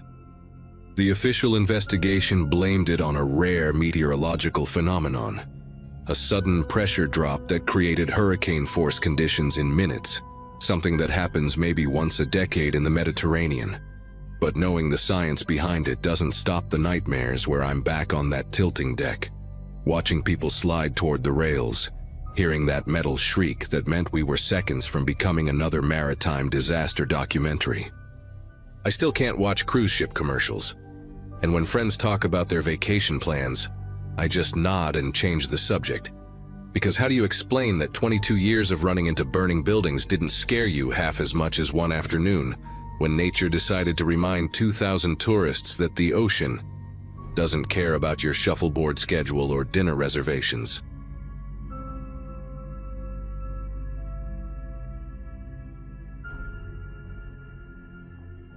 "5 months ago, I was just another burned-out ICU nurse desperately needing a break from 12-hour shifts and the constant beeping of monitors. After watching 3 patients code in a single week at the hospital in Houston where I worked, I finally cashed in 2 years' worth of savings and booked myself on a 7-day cruise through the Eastern Caribbean. The Ocean Jewel was one of those massive ships you see in commercials. 16 decks of pure escapism with pools, restaurants, and enough activities to make you forget that the real world even existed. I remember standing at the port in Port Canaveral, staring up at this floating city and thinking that for once in my life, I was going to completely disconnect and just let myself breathe. The first 2 days were exactly what I needed. Morning yoga on the upper deck, afternoon margaritas by the pool, and dinner at restaurants where I didn't have to eat standing up between patient rounds. Everything changed on the 3rd night, somewhere between the Bahamas and our next port. I'd gone to bed early after too much wine at the captain's dinner, one of those fancy affairs where they parade the officers around and everyone pretends they're not already sunburned and exhausted. My cabin was on deck 7, nothing special but comfortable enough, with a tiny balcony where I could sit and watch the dark ocean roll by. Around 2:47 a.m., I know the exact time because I'd developed that nurse habit of always checking the clock when something wakes me. I heard what sounded like someone running full speed down the corridor outside my door. Then came the screaming, not just one voice but several, the kind of raw, terrified sounds that make your whole body go rigid. In the ICU, you learn to differentiate between types of screams, and these weren't drunk party guests having too much fun. These were people in genuine distress, and before I could even think about it, my feet were on the floor, and I was pulling on the jeans I'd thrown over the chair. The corridor was chaos when I cracked open my door. 3 cabins down, a middle-aged couple stood in their doorway, the woman clutching a torn nightgown to her chest while her husband had blood running from a gash above his eyebrow. Their cabin door hung at an odd angle, the lock mechanism completely destroyed like someone had taken a crowbar to it. Further down, I could see at least 2 more cabin doors standing wide open, and there was this weird chemical smell in the air, sharp and medicinal, that reminded me of the chloroform we'd studied in nursing school but haven't used in decades. A younger woman, maybe early 20s, was sitting on the floor against the wall, her wrists marked with deep red lines where zip ties had clearly been, and she kept repeating the same thing over and over. They had master keys. They had master keys. The emergency lighting had kicked on, casting these harsh shadows that made everything look even more nightmarish than it already was. What really made my gut twist was seeing the crew members who responded. 2 security officers showed up after what felt like forever, but was probably only 4 or 5 minutes. And instead of immediately calling for backup or starting to document the scene, they began ushering people back into their cabins, almost aggressively insistent that everyone needed to return to their rooms for their own safety. One of them, a tall guy with a Baltic accent and a name tag that read Dimitri, kept telling us there had been a minor disturbance and that everything was under control. But I could see into the Hamiltons' cabin. I'd met them at the pool bar the day before. A retired couple from Arizona celebrating their 40th anniversary, and their entire room had been ransacked. The safe had been pried open, clothes were everywhere, and Mrs. Hamilton was sitting on the bed with her hands still bound behind her back with those white zip ties that left deep marks in her skin. The security officer actually tried to block my view when he saw me looking, physically stepping between me and their doorway while insisting I needed to go back to my cabin immediately.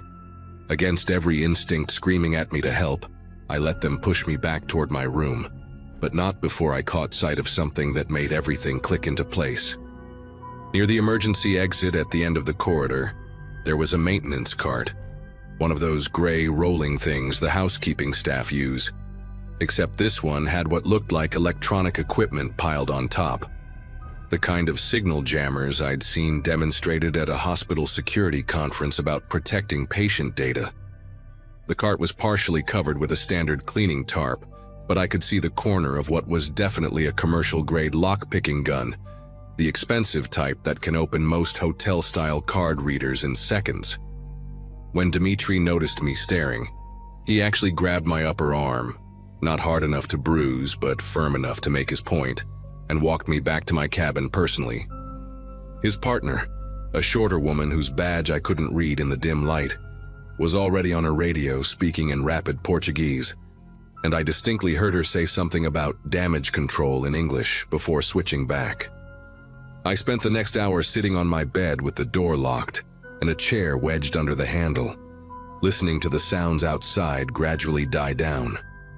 My phone had no signal, which wasn't unusual in the middle of the ocean, but the ship's Wi-Fi was mysteriously undergoing maintenance when I tried to connect.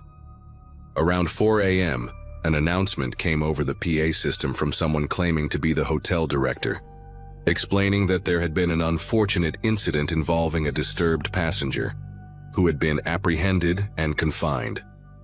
And they assured everyone that the situation was completely under control and that counseling would be available in the morning for anyone affected.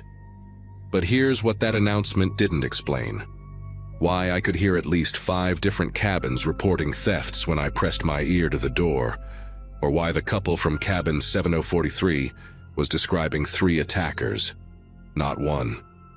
It definitely didn't explain why I heard that same security officer, Dmitri, telling someone on his radio to make sure the service elevator cameras stay off until we're done cleaning up. The next morning, the main dining hall was eerily normal, like someone had hit a reset button on the entire ship. Waiters smiled and poured coffee. The breakfast buffet gleamed under warming lights, and that same cheerful cruise director who'd been leading poolside games was making announcements about the day's activities in St. Thomas. But at least a third of the tables were empty, and those of us who did show up kept exchanging these knowing looks, like survivors of something we weren't supposed to talk about. I found the Hamiltons sitting in a corner booth, Mrs. Hamilton wearing long sleeves despite the warming morning sun, probably to hide the marks on her wrists. When I approached them, Mr. Hamilton immediately tensed up, but his wife grabbed his hand and nodded for me to sit. She leaned in close and whispered that they'd lost everything: passports, cash, her grandmother's wedding ring, about $12,000 worth of jewelry they'd brought for their anniversary. The security team had taken their statement at 5 a.m., she said, making air quotes with her fingers, and told them they'd be compensated through insurance if they signed some papers and agreed not to discuss the incident with other passengers to prevent panic. That's when things got really interesting. A man at the next table, close enough to overhear, turned around and introduced himself as Paul, a cybersecurity consultant from Seattle. He pulled out his phone and showed me something he'd managed to capture before the ship's Wi-Fi went down. A crew member's Facebook post from 2 days earlier, written in Tagalog but which he'd translated, joking about easy targets and big score coming. The crew member worked in guest services, had access to the passenger manifest, and knew exactly which cabins had elderly couples traveling with valuables. Paul had also noticed something I'd missed. 3 crew members had suddenly fallen ill that morning and been confined to quarters, including one from the security team. He'd overheard the staff captain telling another officer that they needed to contain this before we dock, and that corporate would handle it internally. Paul had been trying to reach the FBI through a satellite phone he'd borrowed from another passenger, but mysteriously, all outside communications were being blocked, supposedly due to technical difficulties. By noon, our little group of aware passengers had grown to about 15 people, all comparing notes in hushed conversations around the ship. A woman named Janet from cabin 7039 revealed that she'd actually seen her cabin steward, a guy she'd been tipping generously all week, standing in her doorway at 2:30 a.m. with 2 other men she didn't recognize. When she screamed, they'd run, but not before she noticed one of them carrying what looked like a master keycard on a lanyard marked "Security Override." Another passenger, a retired cop from Philadelphia named Frank, had done some investigating of his own and discovered that the cameras on Deck 7 had been undergoing maintenance for exactly the window when the attacks occurred, from 2:30 to 4 a.m. He'd also noticed that several of the crew members who'd been most friendly and chatty during the first 2 days were suddenly nowhere to be found, and when he'd asked about one particular room steward, he was told the man had been transferred to another deck just that morning. The pattern was becoming undeniable. This wasn't some random crime of opportunity, but a coordinated operation that required inside knowledge, master keys, and the ability to manipulate the ship's security systems. The breaking point came when we reached St. Thomas that afternoon. As the ship prepared to dock, Paul and I watched from the upper deck as 3 crew members were quietly escorted off through a service gangway, not the main passenger exit.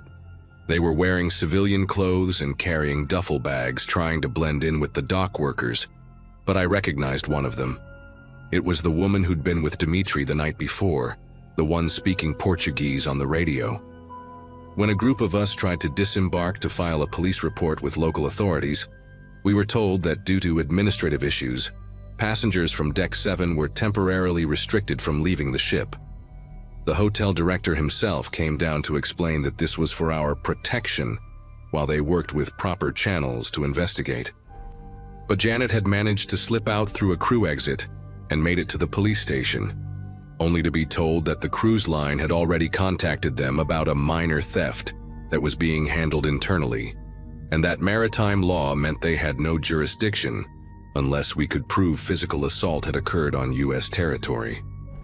The officers seemed strangely uninterested in taking her statement, and she overheard one of them mention something about not wanting to disrupt tourism relations with the cruise company that brought millions of dollars to their port. That evening, as we sailed away from St. Thomas, Frank organized what he called a documentation party in his suite. About 20 of us gathered with whatever evidence we'd collected: photos of damaged doors, recordings of suspicious radio chatter that some passengers had captured on their phones, screenshots of crew social media posts, and written accounts of everything we'd witnessed. A woman named Dorothy, who worked as a paralegal back in Indiana, helped everyone write detailed statements with times, dates, and specific descriptions. We used Frank's military-grade satellite phone, which he'd hidden in a locked Pelican case, to upload everything to a cloud server and email copies to the FBI, Coast Guard, and several news outlets. The ship's administration must have figured out what we were doing, because suddenly there was a knock on the door, and the hotel director appeared with 4 security officers, including Dimitri, claiming they'd received a noise complaint, and that gatherings of more than 10 passengers in a single cabin were against safety regulations. They tried to confiscate our phones and cameras, saying they needed them as evidence for their internal investigation, but Frank stood his ground, reminding them that they had no legal authority to seize personal property without a warrant, and that any attempt to do so would be considered theft. Ironic considering the circumstances. For the remaining 3 days of the cruise, it was basically a standoff. They couldn't throw us off the ship without creating an even bigger incident, and we couldn't force them to properly investigate their own crime ring. But here's what ended up happening. When we finally docked back in Port Canaveral, there were 2 FBI agents and a Coast Guard investigator waiting at the gangway, thanks to Frank's connections and the evidence we'd transmitted. 17 passengers from Deck 7 filed official complaints, and the local news picked up the story after Paul leaked it to a tech journalist friend who had a huge Twitter following. The cruise line initially tried to spin it as an isolated incident involving a single rogue employee. But when the FBI found over $200,000 in stolen goods in a crew storage area and detected that the security system had been deliberately sabotaged using admin access codes, they had to open a full investigation. 3 months later, I got a call from a federal prosecutor telling me that 11 crew members had been arrested, including 2 security supervisors and a guest services manager who'd been running this racket on multiple cruise lines for years, specifically targeting elderly passengers with valuable anniversary or retirement gifts. The cruise line quietly settled with all the victims out of court, paying way more than what was stolen just to keep us from talking to more media outlets. Though obviously that ship has sailed, pun intended, since I'm sharing this story now.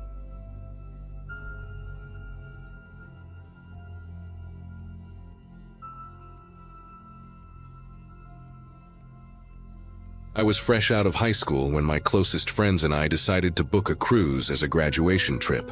There were 5 of us: Ethan, Claire, Jordan, Emily, and me.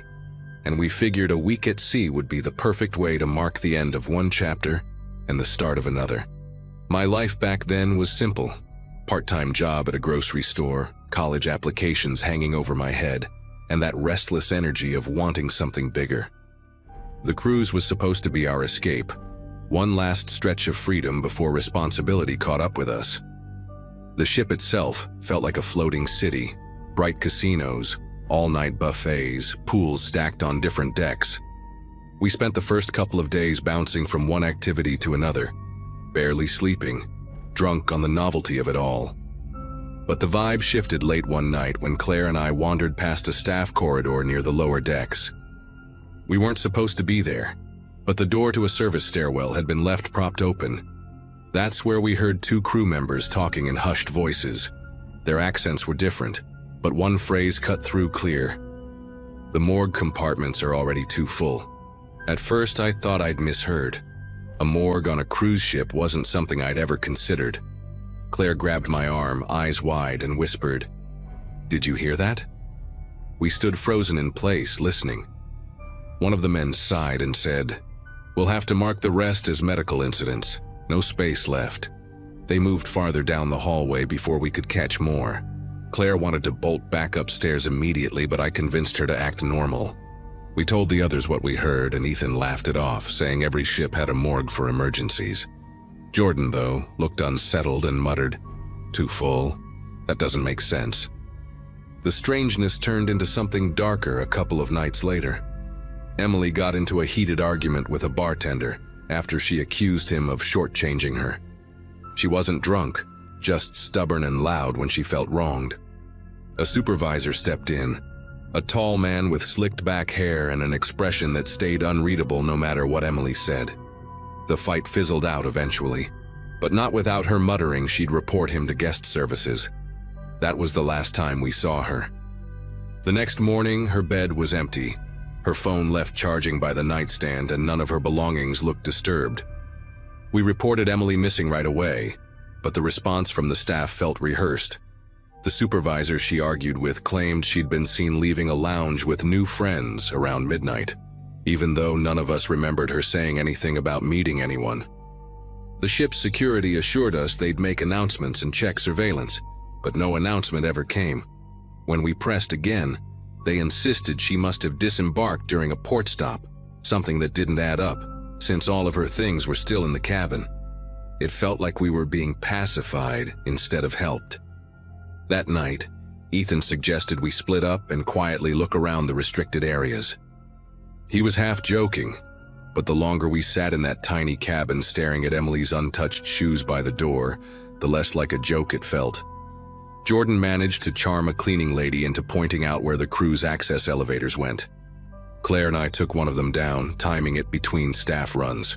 The air grew colder the deeper we went, the carpet giving way to plain steel floors. When the doors opened, the smell hit us first. Industrial cleaner mixed with something metallic and sour, faint but undeniable. We didn't get far. A man in uniform rounded the corner, eyes narrowing the second he saw us. He asked what we were doing there, his voice calm but with an edge that made it clear we weren't welcome. Claire blurted something about being lost, and he walked us back up without another word. The silence on that elevator ride was suffocating. He didn't scold us, didn't threaten us, just stared straight ahead like we didn't exist. When we returned to the cabin, Ethan and Jordan were waiting, pale-faced. They claimed they'd overheard 2 crewmen talking by the loading bay about moving another one before morning. By the following day, rumors started circulating among passengers. Someone said a young woman had fallen overboard. Another insisted it was a medical evacuation. None of it matched what we knew.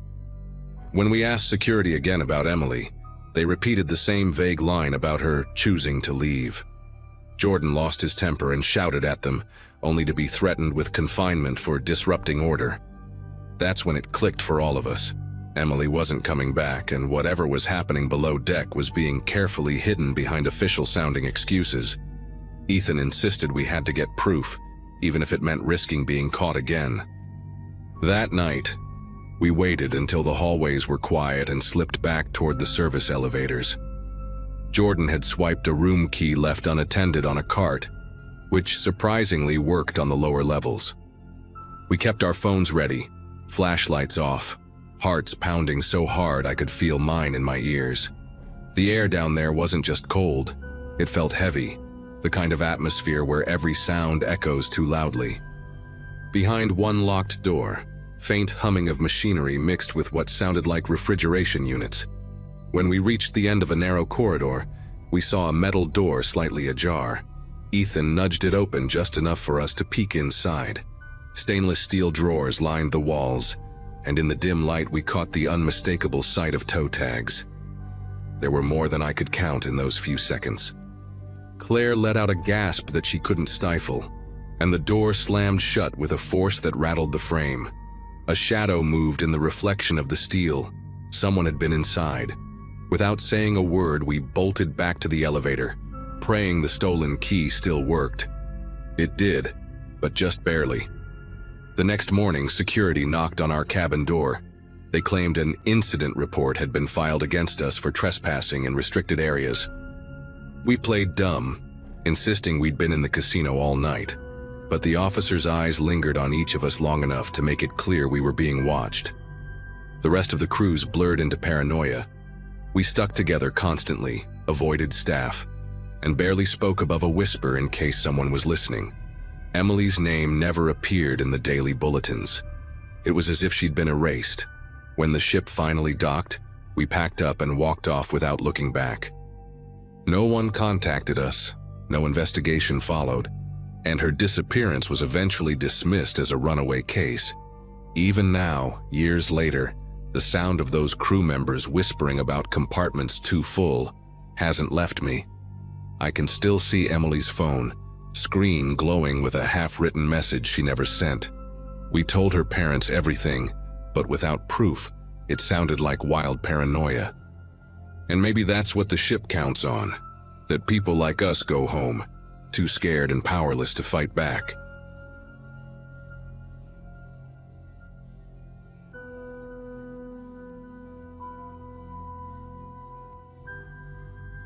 I booked that cruise because it was the cheapest way to see a bit of the world during my college break. The ship wasn't fancy by any means. Paint chipped in a few places, corridors narrow enough that two people had to shuffle sideways to pass each other. But I figured it didn't matter. My cabin was small, with a single bed pressed against the wall, a desk with a loose drawer that squeaked when I opened it, and a porthole that looked out onto nothing but endless gray water. It wasn't glamorous, but for someone traveling alone on a tight budget, it felt like enough. I spent the first day exploring, eating at the buffet, and reminding myself this was supposed to be relaxing. On the second night, I returned to my cabin after dinner and noticed a small folded piece of paper lying just inside the door.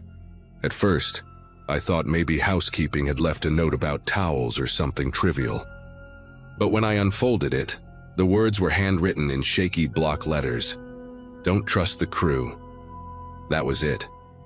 No signature, no explanation, nothing else.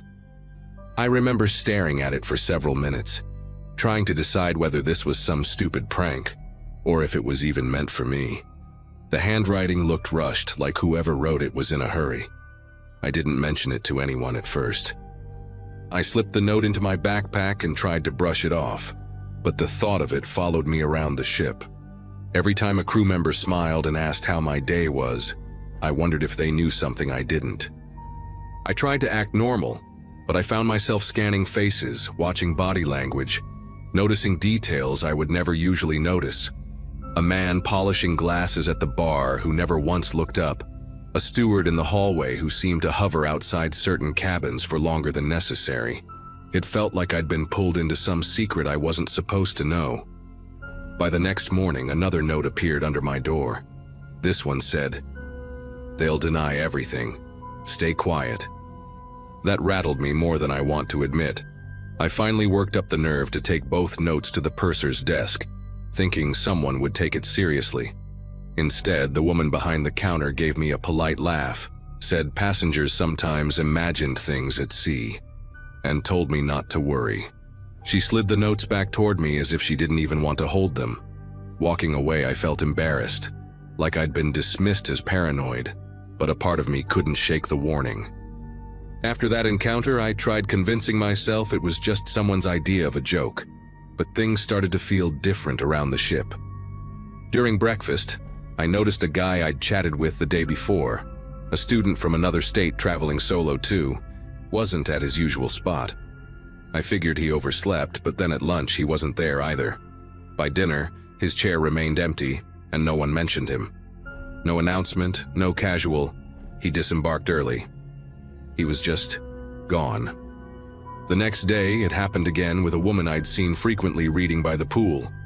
She always wore this wide-brimmed hat, easy to spot in a crowd. Suddenly, she wasn't there anymore. Her lounge chair stayed empty, her towel never picked up. I remember walking the deck in circles, half expecting to catch sight of her somewhere else, but she had vanished just as completely as the first guy. At that point, I started paying closer attention to who was traveling alone. A few of them simply stopped appearing. That night, I returned to my cabin and found a third note pushed under the door. My chest tightened the moment I picked it up. This one read, "You're not next, yet. Stay alert." That word, yet, sat in my head like a bell that wouldn't stop ringing. I barely slept, and every time I heard footsteps outside my door, I stared at the crack of light under it, waiting to see if another shadow paused there too long. The hum of the engines that once felt comforting now sounded like a warning, constant and heavy. I tried reporting it again, this time to a different officer at the reception desk, but he just brushed it off as seasickness messing with my head. "People get restless out here," he said, practically ushering me away. I walked off, clutching the notes, feeling both foolish and terrified. If the crew wouldn't believe me, who was I supposed to trust? The ship felt huge, but suddenly it was shrinking around me. Every hallway another place someone could be waiting. Every closed door a reminder of those passengers I never saw again. By the fifth day, I stopped trying to convince myself I was imagining things. The dining hall felt emptier, though no one else seemed to acknowledge it. Families laughed, couples posed for photos, and the crew kept smiling like nothing unusual was happening. I kept scanning for familiar solo travelers and coming up short. The absence was deafening. My own meals turned mechanical. I barely tasted the food, too focused on counting who was still around. Late that evening, I caught sight of two crew members guiding a young man I'd noticed traveling alone toward a stairwell at the far end of a corridor. He didn't look drunk, but his steps were unsteady, like he was reluctant to follow. When he glanced back, his face carried something I'll never forget, like he wanted to call out, but knew it wouldn't matter. Before I could react, the crew ushered him around the corner and out of sight. That was the moment I knew the notes weren't just warnings. They were facts. I spent the rest of that night barricaded in my cabin, dragging the desk and even the chair against the door. Every creak in the hallway made me hold my breath.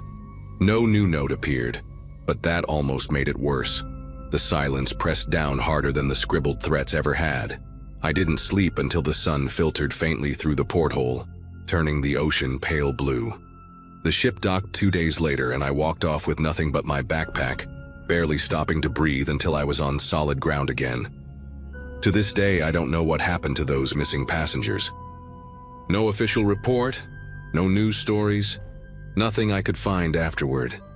It's like they were erased.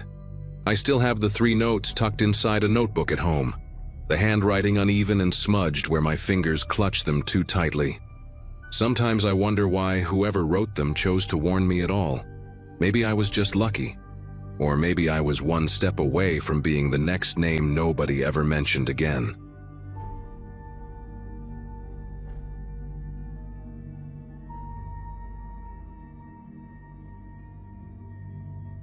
I signed up for that cruise because it was the cheapest option my friends and I could find.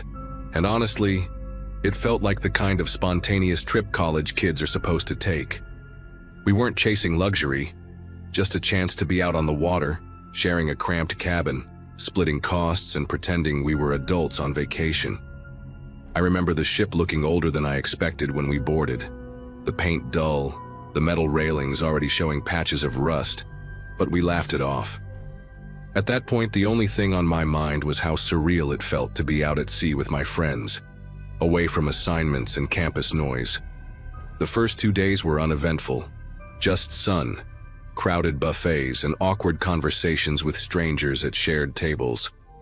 I spent most of that time with my roommate for the trip, Leah, who had this restless energy, always darting off to explore different decks, always dragging me along to see the view from up here, or what's happening down there. She kept saying it felt like something was brewing, pointing out how the sky never seemed fully clear, even when everyone else was sunbathing. I shrugged it off, assuming she was just overthinking. We were young and convinced nothing serious could touch us out there. Everything shifted on the third night.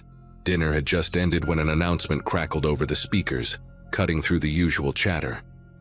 The captain's voice was steady but clipped, telling us that a storm had taken an unexpected turn. It wasn't supposed to be anywhere near our path, but now it was heading straight for us.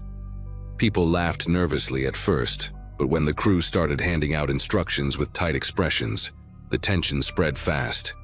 Leah gave me this sharp look like she'd been right all along, and for the first time, I felt the air in the ship thicken with dread. By midnight, the ship was no longer gliding, it was groaning. Each swell hit us like a giant hand shoving the entire vessel sideways. Hallways tilted, plates shattered somewhere below us, and every wall seemed to rattle in protest. The lights flickered on and off until eventually they cut out completely. Imagine hundreds of passengers stumbling in total darkness, the sound of water rushing where it shouldn't be, and the metal around you straining with every wave. I clutched the railing outside our cabin door so hard that my knuckles went numb, convinced the next crash would split the ship in half. Leah and I tried to make our way toward the stairwell, but the floor pitched so violently that we slid into the wall more than once. People were shouting in the dark, voices echoing off the narrow corridors, some calling for family members, others just screaming with each jolt. A crew member passed us with a flashlight, barking instructions that were lost under the crash of water slamming against the hull. For a moment, I could smell the seawater before I felt it. Cold, rushing under the cabin doors, spreading fast across the carpeted hallway. We finally reached a railing near one of the main decks, clutching it alongside dozens of strangers who all wore the same expression of raw fear. The ship tilted so far that the horizon outside looked vertical, a wall of water looming higher than anything I thought possible.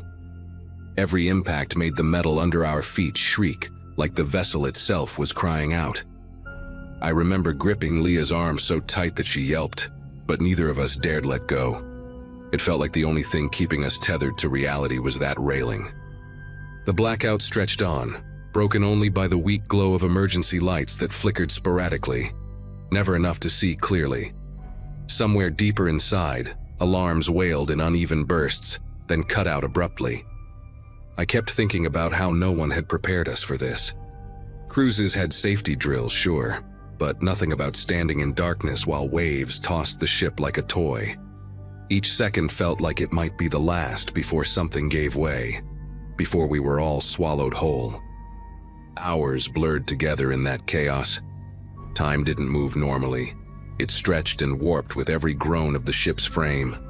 At some point, Leah whispered, "We're not making it out of this." And I couldn't bring myself to argue. I just pressed my forehead against the cold metal railing and listened to the water slam and recede, over and over like the countdown to something final.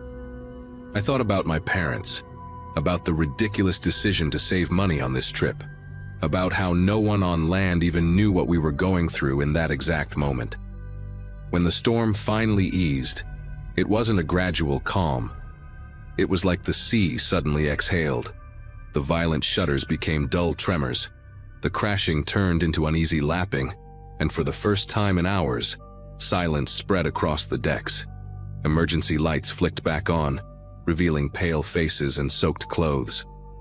People clung to each other like survivors of a shipwreck, even though we were technically still afloat. I remember releasing the railing and being surprised my arms still worked, every muscle stiff from holding on. The crew eventually guided us back toward the interior, though most of the hallways were ankle-deep in water. Cabin doors hung crooked on their frames, and belongings floated past like debris in a flooded basement. Leah and I stumbled into our room to find our beds overturned, the ceiling tiles sagging from leaks. The air smelled like salt and diesel, sharp and heavy, sticking to my lungs with each breath. I don't think I slept at all that night. I just sat upright, waiting for the ship to start shaking again. The next morning, we learned that the storm had changed course so suddenly that the captain had no choice but to ride it out. Some people called him reckless, others called him a hero, but none of that mattered to me. What mattered was that the ship had held barely, and that I had stared at the ocean in its most violent form, and lived to tell about it. I remember watching the sunrise from the deck, the horizon calm and golden, as if the nightmare hours before had been a hallucination. But the warped metal railings and shattered windows were proof it had been real. Even now, years later, I can still feel that night whenever I hear strong winds outside my apartment, or when I walk past a building creaking in bad weather. It's not just the memory of fear, it's the helplessness, the realization that you're at the mercy of forces far bigger than yourself. That trip was supposed to be carefree and cheap, just another story from college. Instead, it left me with a memory I can't shake, of clinging to cold metal in the dark, waiting for the sea to decide whether I would live or not.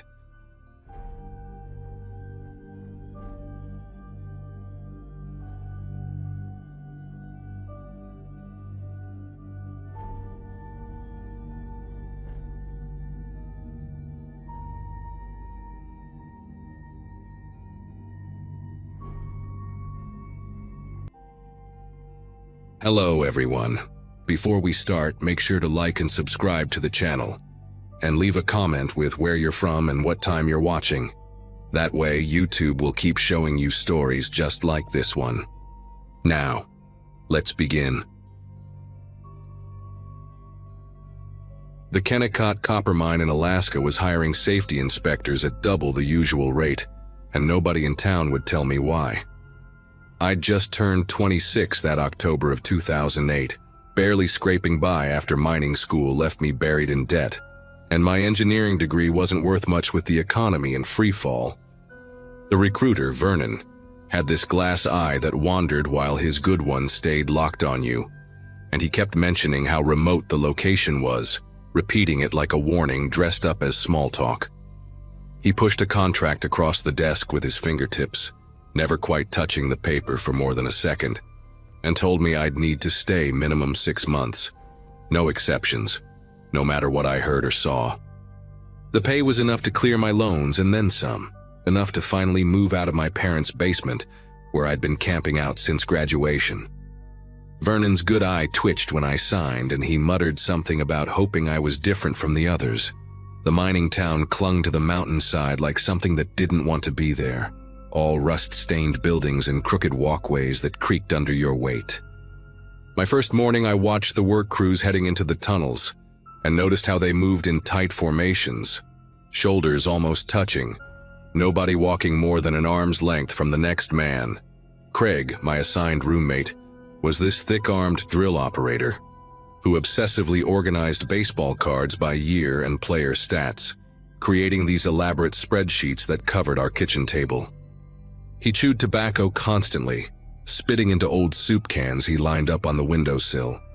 And he had this habit of counting the miners as they entered the tunnels each morning, then counting again when they came out for lunch, and again at shift end. When I asked about the counting, he just said management didn't always keep accurate records, and somebody had to make sure everyone who went in came back out. On my third day, they assigned me to inspect Tunnel 7 with 2 veteran miners, Frank and Eduardo. Frank had been there 11 years, which apparently made him something of a miracle according to the others, and he had this peculiar way of tapping the tunnel walls every few feet with a ball-peen hammer he carried everywhere. Not for structural integrity, he explained, but to let anyone or anything in the deeper shafts know we were coming through. Eduardo, younger but still weathered from 5 years underground, kept adjusting the brightness on his headlamp obsessively, clicking it high to low to high again in patterns that seemed deliberate. They wouldn't let me walk between them, insisting I stay at the back where they could both see me. And every time we passed one of the older tunnel entrances that had been sealed with concrete, they'd go completely silent until we were at least 50 feet past it. The sealed tunnels were everywhere once you got deep enough into the mountain, these concrete slabs with dates stenciled on them going back to the 1960s. Some had official hazard signs, but others just had numbers and initials, no explanation for why they'd been closed off. I found a logbook in the safety office from 1987 that mentioned structural instabilities in sections that were nowhere near fault lines or weak rock formations. The pages for September through November of that year had been torn out, leaving just the ragged edges in the binding. When I brought it to my supervisor, a sweaty man named Briggs, who always wore the same flannel shirt, he took the book and said he'd look into it. I never saw that logbook again, but I started keeping my own notes in a personal journal I hid inside my mattress lining. The thing that really set everything in motion happened on a Wednesday morning, when the temperature dropped to -15. I was reviewing equipment manifests in the office when Craig burst through the door, his face the color of old newspaper, tobacco juice dribbling down his chin forgotten. He grabbed my shoulders hard enough to leave bruises and kept repeating that Tommy Fitzgerald's crew hadn't come up. They'd gone into Tunnel 4 at 6 that morning for routine copper vein assessment, just 3 guys with standard gear, and it was now past noon. The elevator operator, an old Vietnamese guy named Duck who wore his wife's rosary around his neck, swore he never brought them back up. But here's what made my skin prickle. Their names had been crossed off the morning roster like they'd already completed their shift, and the handwriting looked exactly like Tommy's, down to the way he curved his T's. We organized a search party immediately, though I noticed how the veteran miners kept finding excuses to delay. Someone's equipment wasn't working right, another needed to file paperwork first, a third suddenly remembered an urgent medical appointment. Finally, it was just me, Craig, Frank, and 2 younger guys named Bradley and Kevin who'd only been there 3 months. The elevator ride down felt like descending into a throat, the cables groaning in ways I'd never heard before. When we reached Tunnel 4, we found Tommy's crew's equipment scattered near the entrance, their helmets arranged in a perfect triangle on the ground, headlamps still on and burning, pointing inward at each other. Their tools were there too, but twisted into shapes that made no sense. Drill bits bent into spirals, pickaxes with handles wrapped around their own heads like metal snakes. Frank grabbed my arm before I could touch anything, his fingers digging in hard enough that I felt it through my jacket. He pointed at the ground where I was about to step. There were scratches in the rock, deep gouges that formed words. "They make us dig ourselves out." The letters were jagged, desperate, carved by fingernails judging by the blood dried in the grooves. Bradley started hyperventilating, that gasping wheeze echoing off the tunnel walls, while Kevin backed toward the elevator saying he needed to report this to management immediately. But Craig blocked his path, explaining in this deadly calm voice that management already knew, had always known, and reporting it would just make us the next crew that didn't come back up. That's when we heard it, a rhythmic scraping from deeper in the tunnel, metal on stone, keeping perfect time like a metronome.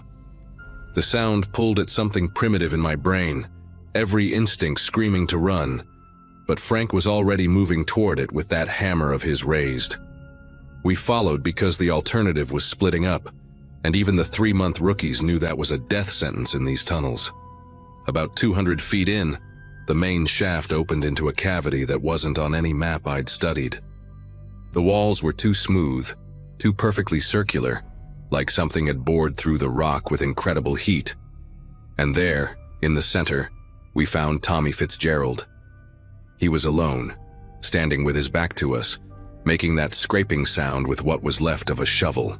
His clothes were shredded, hanging in strips, and his skin underneath was covered in what looked like chemical burns, these perfect circles the size of quarters all over his arms and neck.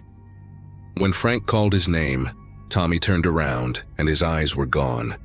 not gouged out but filled with this milky substance that had hardened like concrete. Tommy's mouth opened and closed like he was trying to speak, but only this wet clicking came out, like bones breaking underwater. He kept scraping that shovel against the wall in the same pattern, and I realized he was writing something, the same 5 numbers over and over, 31, 7, 85, 2, 19. Craig recognized it first, went pale as winter ash, and whispered that those were employee ID numbers of miners who disappeared back in 1994. Tommy's hands never stopped moving, even though the flesh was worn down to visible bone on his fingers. The shovel handle fused to his palms somehow, melted into the skin like plastic. Behind him, further in that impossible cavity, we could see the others from his crew, or what was left of them. They were partially embedded in the walls, their bodies twisted at angles that broke every law of anatomy, faces pressed into the rock but still breathing, their chests rising and falling in unison. Bradley lost it completely, started screaming about how this wasn't possible, how none of this could be real, and that's when the light started failing. Not all at once, but in sequence, like something was moving toward us from the deeper parts of the tunnel, extinguishing each light source as it approached. Frank shoved us all back toward the main shaft, practically carrying Bradley, who'd gone limp with terror. But Tommy followed us, still scraping that shovel, leaving a trail of blood and something else, this clear, viscous fluid that smelled like hot copper and antiseptic. Kevin slipped in it, went down hard, and when Craig pulled him up, we saw that the fluid had eaten through his pants, leaving these same perfect circular burns on his legs. The elevator was still there, thank God, but Duke was gone, just his rosary lying on the control panel. The beads partially melted into the metal. Frank knew how to operate the elevator from his years there, his hands steady even while the rest of us were falling apart. As we rose, that scraping sound followed us up the shaft, echoing from below, getting closer even though that should have been impossible with how fast we were ascending. The elevator suddenly lurched to a stop between levels, cables groaning like they were being pulled from below. Through the cage floor, we could see Tommy climbing up the shaft walls, his broken fingers somehow finding purchase on the smooth metal, that shovel still fused to one hand, and carving grooves as he climbed. The emergency phone in the elevator was dead, just this thick static that sounded almost like breathing. Craig started kicking at the emergency hatch, managed to get it open, and we climbed out onto the top of the elevator cage, then up the emergency ladder bolted to the shaft wall. My arms burned, muscles screaming. But the alternative was whatever Tommy had become reaching us. We made it to the surface just as the sun was setting, bursting out of the auxiliary exit like we were being born again. But the camp was empty, completely, utterly empty. Every building door stood open, papers blowing in the wind, vehicles still running with doors ajar. In the main office, we found the staff roster, and every single name had been crossed out in that same handwriting, including ours, with times of death listed as 14:33, 20 minutes before we'd even gone down to search. Craig grabbed the satellite phone to call for evacuation, but the only response was a recorded message from corporate saying the Kennecott facility had been permanently closed due to a catastrophic equipment failure, dated 3 days ago. We took the only working truck and drove 14 hours straight to Anchorage, nobody saying a word the entire time, afraid that acknowledging what happened would somehow make it follow us. The moment we reached Anchorage, Frank drove straight to the state police station. But when we tried to file a report, the officer pulled up the Kennecott mine on his computer and showed us a news article from a week earlier. According to the article, the mine had been closed for renovations since August. No workers on site, completely shut down for safety upgrades. Our names weren't in any employee database, our contracts didn't exist, and when Craig called his wife from the station phone, she said he'd been home all week recovering from the flu. But we still had Kevin's legs covered in those circular burns. We still had my journal with dates and entries, and we still had the dirt under our fingernails from climbing that shaft. The officer took one look at Kevin's wounds, made a phone call, and within an hour, men in suits arrived. Not FBI or police, but something else, no badges, just clipboards and medical equipment. They separated us for questioning, kept us in different rooms for 18 hours, asking the same questions about gas leaks and hallucinations, and whether we'd been exposed to any chemicals. Eventually, they had us sign papers, non-disclosure agreements, medical waivers, documents admitting we'd trespassed on private property and suffered from group psychosis brought on by carbon monoxide exposure. The alternative, they made clear without saying it directly, was disappearing like Tommy's crew. We took the settlement money, enough to keep us quiet and comfortable, and we scattered. Craig moved to Florida. Frank went to Montana. Bradley checked himself into psychiatric care, and Kevin just vanished one day, left everything behind. I ended up in Oregon, working construction, trying to pretend those 3 weeks at Kennecott never happened. But sometimes, late at night, I still hear that rhythmic scraping sound in my walls, and I find myself checking my arms for circular burns that haven't appeared yet. I know the others hear it too because we have a group text, no words, just a check-in every Sunday at 14:33. So far, everyone still responds. So far.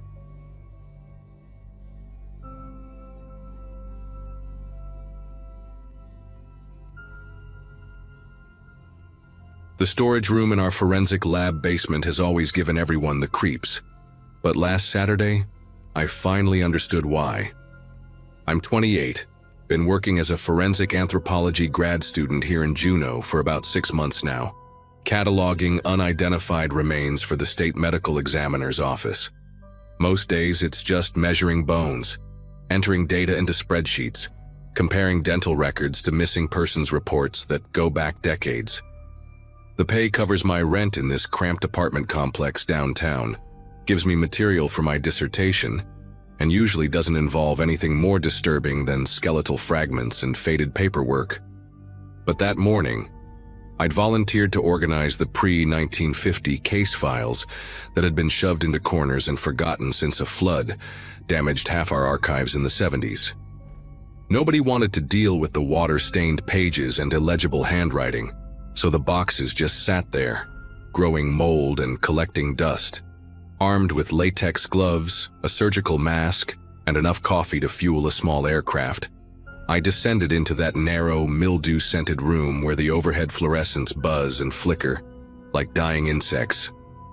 The plan was simple: photograph what I could salvage, transcribe the readable portions, and toss anything too damaged to preserve. Around noon, while moving a rusted filing cabinet to reach boxes wedged behind it, I discovered a manila folder that had fallen between the cabinet and the wall, probably decades ago. The cover had mouse droppings and a thick layer of dust, but I could still make out the faded ink label, M. Thill, 1930, unresolved. Inside were brittle photographs, typed witness statements on yellowing paper, and something that made me set down my coffee with trembling fingers. A hand-drawn map of hiking trails near Juneau, covered in X marks, each annotated with dates ranging from 1930 to 1978, and initials that didn't match any investigator I'd ever heard of in our department. The photographs showed a young woman with dark hair pinned in that distinct 1920s wave style, wearing a wool hiking skirt and boots, smiling at the camera with this genuine warmth that made her seem alive even through the aged paper. Mary Thill, according to the case notes, 22 years old, elementary school teacher, disappeared during a solo hike on a trail that locals still use today. The official report described how searchers found her belongings folded with almost obsessive precision beside the trail. Her jacket arranged in a perfect square, her boots placed parallel with the laces tucked inside, her rucksack emptied, and its contents organized by size. No signs of struggle, no blood, no torn clothing. Just her things, arranged like some kind of meticulous display, and Mary herself vanished into the Alaskan wilderness. The investigating officer, a Lieutenant James Brennan, noted that the scene looked staged with deliberate care, and mentioned interviewing a trapper named Silas Holbrook, who claimed to have seen Mary talking to someone near the trailhead, though he couldn't describe the person beyond saying they wore city clothes. But it was the map that really got under my skin. because those X marks weren't random. They formed a pattern along specific elevations, all between 800 and 1,200 feet, all within a 3-mile radius of where Mary's belongings were found. Next to each X were initials and dates: EP 1933, LM 1941, DK 1955, and so on, the most recent being AJ 1978. I cross-referenced those dates with our missing persons database on my laptop, my fingers getting clumsy as I typed, and found something that made the basement suddenly feel 10 degrees colder. Every single date corresponded to a missing hiker in the Juneau area. Not just any hikers, but specifically women between the ages of 20 and 30, all described as hiking alone, all whose belongings were found neatly arranged, but whose bodies never surfaced. 48 years of disappearances, documented on a map hidden in Mary Thill's file, drawn by someone who knew about these cases before some of them were even reported to the police. I should have taken the file straight to my supervisor, should have logged it as evidence and let the proper channels handle it. But something made me dig deeper into that box behind the filing cabinet. Underneath layers of water-damaged reports, I found a leather journal, the kind with a strap closure that had rotted away years ago. The pages were yellowed and brittle, filled with neat handwriting and fountain pen ink. The first entry was dated May 1930, signed by Silas Holbrook, the same trapper who'd been interviewed about Mary Thill. My mouth went dry as I read his entries, each one describing in clinical detail his observations of female hikers on the trails, their routines, their habits, which ones hiked alone, what time they typically started, where they rested. He wrote about Mary Thill for 3 weeks before her disappearance, noting that she hiked every Sunday after church, always took the same trail, always stopped at the same spot to eat lunch, a clearing with a view of the valley, approximately 1,000 feet elevation. The journal entries continued for decades, the handwriting changing slightly as Holbrook aged, but the obsessive documentation never stopped. He described his collection process in euphemistic terms that made bile rise in my throat, how he would preserve certain hikers who met his criteria, how he would arrange their belongings as a memorial to their beauty, how he would take them to his private sanctuary in the mountains. In 1978, the entries abruptly stopped mid-sentence, the pen apparently dropped while still writing. I flipped through the remaining blank pages and found a folded piece of newspaper tucked into the back cover, an obituary for Silas Holbrook, dated September 1978, describing him as a respected outdoorsman and guide who died of a heart attack at age 73, survived by his grandson Michael Holbrook, who had recently returned to Juneau after college to take over his grandfather's guide business. My laptop screen had gone dark from inactivity, and in the black reflection, I saw movement behind me. I spun around so fast I knocked over my thermos, coffee spreading across the concrete floor, but the doorway was empty. The fluorescent light above me flickered and hummed, casting shifting shadows in the corners of the room. I grabbed my phone to check the time, 3:47 p.m., and noticed I had no signal down in the basement, which wasn't unusual, but suddenly felt threatening. I started photographing the journal pages with shaking hands, the camera flash illuminating the cramped space in harsh bursts. Each flash seemed to make the shadows jump and dance, and I kept hearing sounds from the hallway, footsteps maybe, or just the old building settling. I told myself I was being paranoid, that reading about a serial killer's diary would make anyone jumpy. But then I heard the distinct sound of the stairwell door opening 1 floor above me. The footsteps were deliberate and measured, work boots on concrete descending toward the basement. We didn't have weekend security, and I hadn't seen any other cars in the parking lot when I'd arrived that morning. The steps paused at the basement door, and I heard the handle turn slowly, metal grinding against metal. I shoved the journal and map into my backpack, my heart hammering so hard I could feel it in my throat. The door opened, and a man stepped into the hallway. Tall, probably mid-50s, wearing a Forest Service uniform that looked authentic but somehow wrong, like it had been kept in storage for too long. He had pale gray eyes and the kind of weathered face you see on people who spend their lives outdoors. When he smiled, it was the practiced smile of someone who'd learned to mimic human warmth without feeling it. "You must be the new researcher," he said, his voice carrying a slight accent I couldn't place. "I'm Michael Holbrook. My company maintains the trails around here, and we work closely with the medical examiner's office on recovery operations. I heard someone was finally going through the old files." He walked into the storage room without invitation, his boots leaving wet prints on the floor even though it hadn't been raining. The smell hit me then, pine sap and something underneath it, something chemical and sharp like formaldehyde. He stood between me and the door, scanning the boxes and files I'd been sorting, his eyes lingering on the empty space behind the filing cabinet where I'd found the journal. "Found anything interesting?" he asked, moving closer, and I could see dirt under his fingernails, the kind that gets embedded so deep it becomes part of the skin.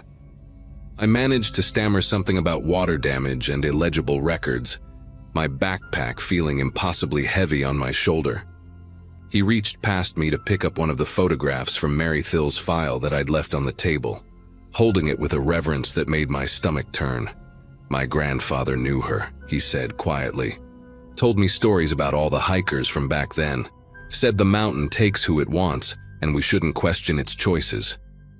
I tried to edge toward the door, but he shifted his weight subtly, still blocking the path. "The thing about these old cases," he continued, setting down the photograph with deliberate care, "is that people today don't understand how different things were back then. No GPS, no cell phones, no emergency beacons. A person could vanish and it wouldn't be anybody's fault, just nature taking its course." His fingers traced the edge of the table, leaving a faint streak of dirt. "My grandfather taught me everything about these trails. Every hidden path, every cave, every place where the earth opens up and swallows what it's given. He had his special spots, places he'd take people who really wanted to understand the wilderness." The way he emphasized special spots made my skin prickle with goosebumps. He passed that knowledge to me before he died. Family legacy, you could say. Michael pulled out his phone and showed me a photo. Him standing with a group of young women in hiking gear, all smiling at the camera, dated just last month. I run guided tours now, very popular with tourists, especially solo female travelers looking for an authentic Alaskan experience. The storage room felt smaller, with each passing second, the walls pressing in, the fluorescent light casting his shadow across the doorway like a physical barrier. I forced myself to look at the photo on his phone, memorizing the faces of those women, wondering if they all made it home safely. "That's nice," I managed to say, my voice cracking. "I should probably get going, though. Lost track of time down here." I started gathering random papers, shoving them into a box, trying to look busy and normal, while every instinct screamed at me to run. Michael didn't move.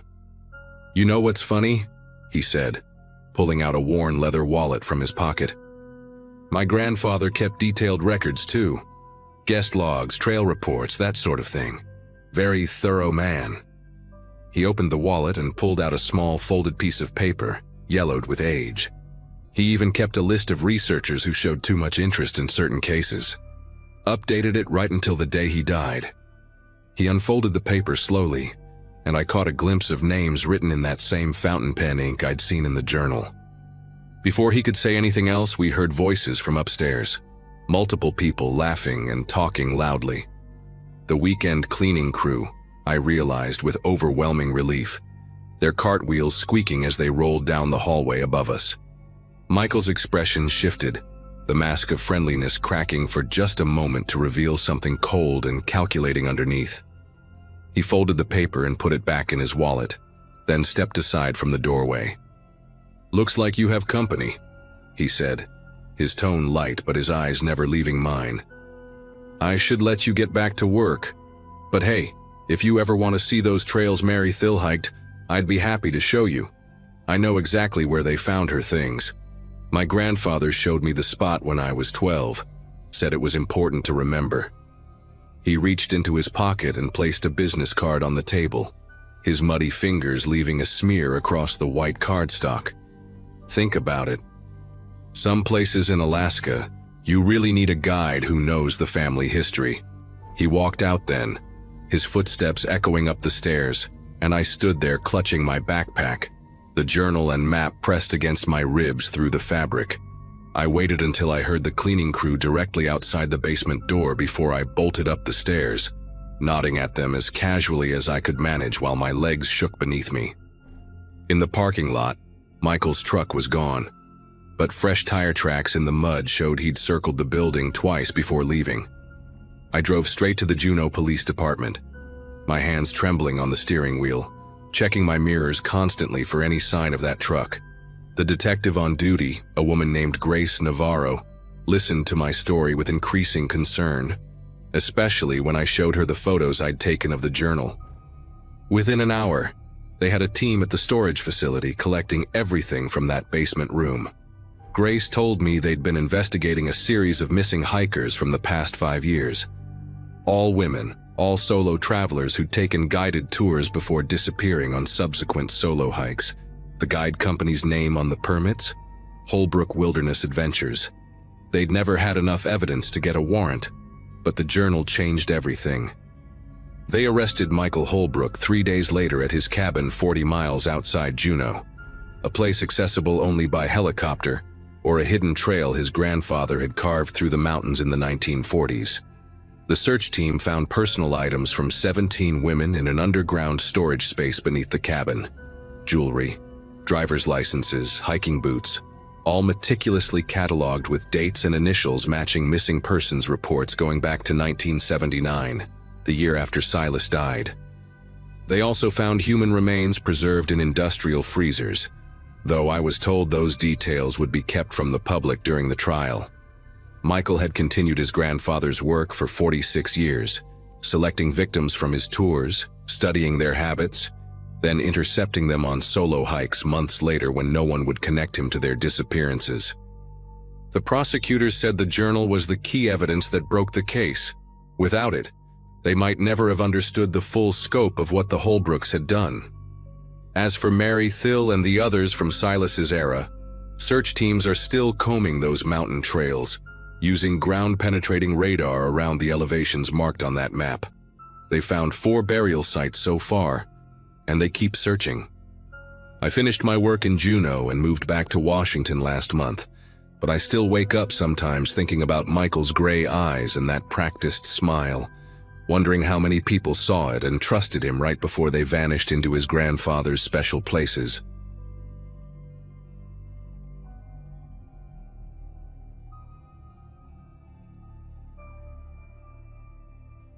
The fall of '71 found me working for a small logging outfit about 40 miles outside of Haines, up where the spruce gets so thick you can barely see 10 feet ahead.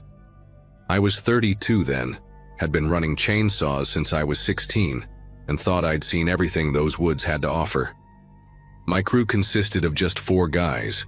Myself, old Walter who'd been cutting timber since before I was born, a kid named Danny fresh out of high school, and our foreman Steve, who mostly handled the equipment and paperwork. We'd set up camp at the mouth of this valley the locals called Silent Valley, though none of us paid much attention to the name at first. The job was supposed to be straightforward: clear about 20 acres of mature spruce for a new access road the state wanted to put through. Good money, decent weather for September, and we figured we'd be done in 3 weeks tops. The first few days went smooth as butter. Nothing out of the ordinary except maybe how quiet it was up there. Now I'd worked plenty of remote sites, but this valley had a peculiar quality to it, the kind of quiet that makes you notice your own breathing. Walter mentioned it on day 3, said in all his years he'd never heard a forest so empty of bird calls, so absent of the usual rustling and chittering you get from squirrels and such. But we had a job to do, and quiet woods meant less distraction, so we kept at it. Our routine was simple: up at 5, breakfast over the camp stove, then into the valley by 6 to start cutting. We'd work until about 4 in the afternoon, then head back to camp for dinner and cards. The company had given us a 2-way radio for emergencies, but the mountains blocked most signals, so we were pretty much on our own out there. It was on the 5th night that I first heard them, the voices. I'd turned in early, around 9, worn out from wrestling with a particularly stubborn old-growth spruce that had taken half the day to bring down. The others were still playing poker in Walter's tent, their laughter drifting through the thin canvas walls. I was just starting to drift off when I heard what sounded like someone talking, way off in the valley. Not shouting or calling out, just regular conversation, like two people walking and chatting. The weird part was how clear it sounded despite the distance. Every few seconds I'd catch a word or two, though never enough to make out what was being said. I lay there for maybe 20 minutes straining to hear better, trying to convince myself it was just the wind playing tricks or maybe sounds carrying from another logging camp. But there weren't any other operations within 15 miles of us, and the wind had been dead still all day. The next morning at breakfast, I asked the others if they'd heard anything strange during the night. Danny just shrugged and shoveled more beans onto his plate, but Walter gave me this long look over his coffee cup. Steve said he thought he'd heard something around midnight when he'd stepped out to take a leak. Sounded like people having a conversation somewhere up the valley. He'd figured maybe some hunters had wandered through, though hunting season wasn't for another month, and we hadn't seen any tracks besides our own. Walter finally spoke up, said he'd been hearing things for the past 2 nights but hadn't wanted to spook anyone. Voices, he said, sometimes just one, sometimes several, always coming from deeper in the valley where we hadn't cut yet. The strangest thing was how they seemed to echo off the mountains in ways that didn't make sense, like the sound was bouncing off walls that weren't there. We tried to joke about it that morning, Danny saying maybe it was Bigfoot having a family reunion, but nobody really laughed. When we headed into the valley for work, we all noticed how our chainsaws seemed louder than usual, like the sound had nothing to compete with. No birds, no insects, not even the usual rustle of small animals fleeing from our approach. Just our saws and the crash of falling timber. Around noon, I was working a section about 100 yards from the others when my saw died, just cut out completely. In the sudden silence, I heard them again, the voices. This time they were clearer, and I could swear they were speaking English, but the words kept slipping away from understanding, like trying to remember a dream right after waking. They seemed to be coming from 3 different directions at once, which made no damn sense given the shape of the valley. I yanked the pull cord, got my saw running again, and worked the rest of the day with my jaw clenched tight. That night, none of us wanted to admit we were spooked, but we all stayed up later than usual, sitting around the fire instead of heading to our tents. Steve had tried the radio earlier, hoping to reach the company office, but all we got was static with these weird pulses in it, almost rhythmic.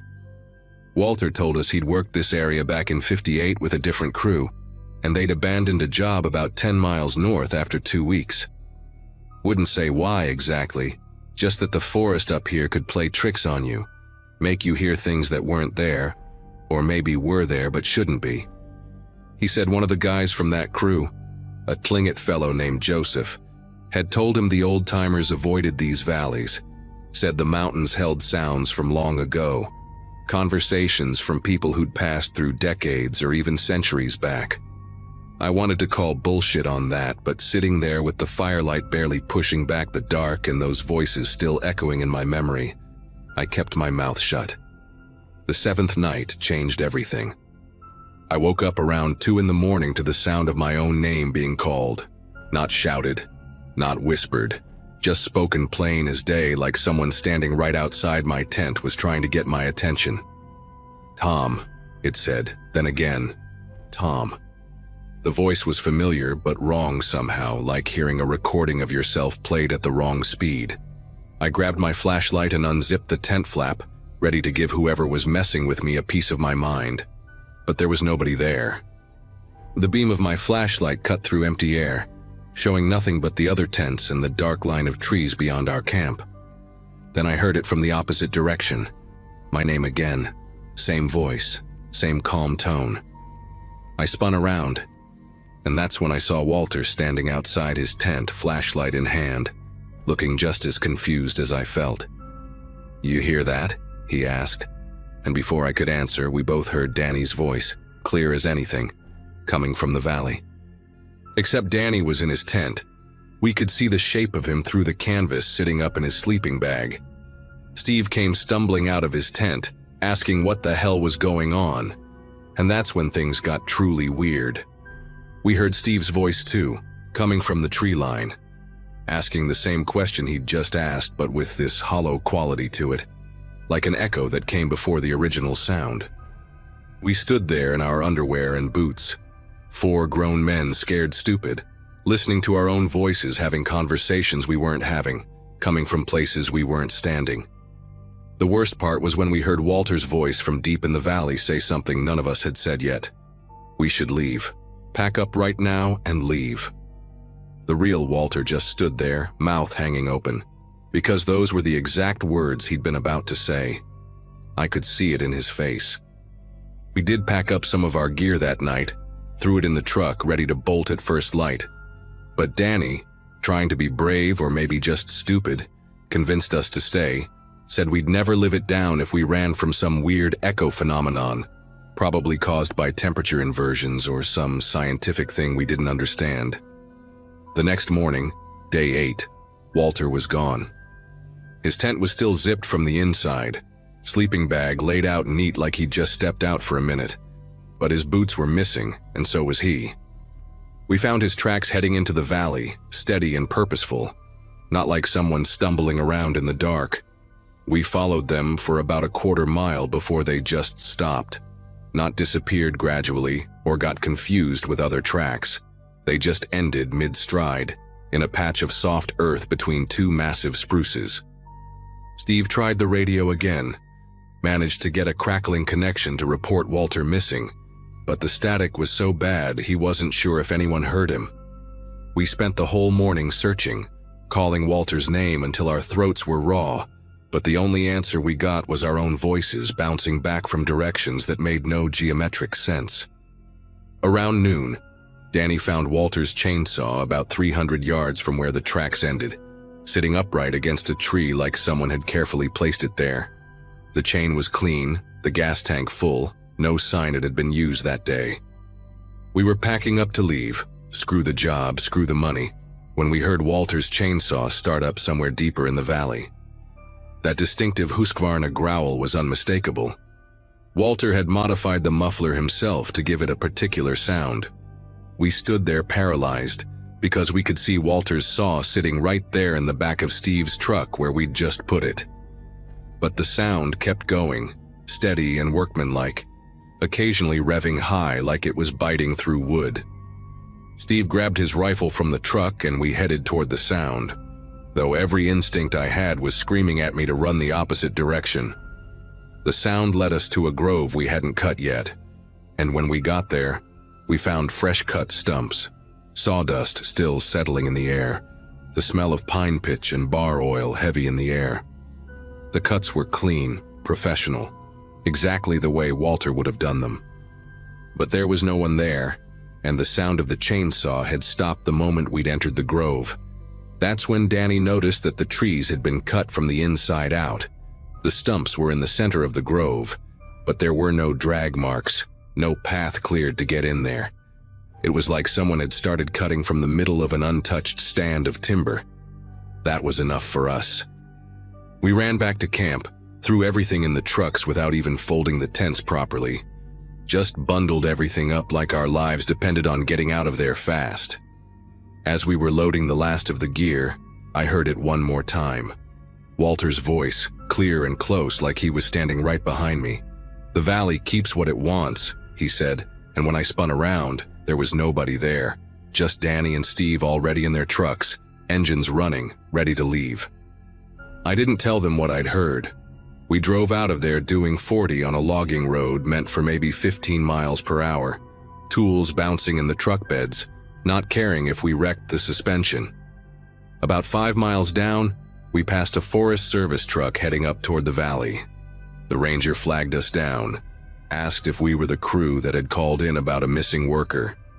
Steve did the talking, told them about Walter, showed them on the map where we'd been camped.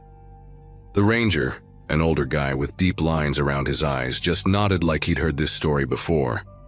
Said they'd send a search team up, but the way he said it, I could tell he didn't expect to find anything. They searched for 2 weeks, found Walter's body on day 12, sitting at the base of a tree about 2 miles from our camp, in an area we'd searched at least 3 times. The coroner said he'd been dead for at least 10 days, which made no sense given when he'd disappeared. No signs of injury, no animal predation, just sitting there with his eyes closed like he decided to take a nap and never woke up. His feet were bare and clean, no signs he'd walked 2 miles through the forest. The chainsaw sounds, the voices, the trees cut from inside out, none of that made it into the official report. The authorities blamed it on carbon monoxide from a faulty heater in his tent, said he'd wandered off disoriented and died of exposure. But his tent didn't have a heater, and it hadn't been cold enough for exposure. Steve and Danny never talked about it afterward, and I never went back to logging. I work construction now, nice and safe in town where the only sounds are the ones that make sense. But sometimes, on real quiet nights, I still hear Walter's voice saying those words. And I know that Valley is still up there, still keeping whatever it wants to keep.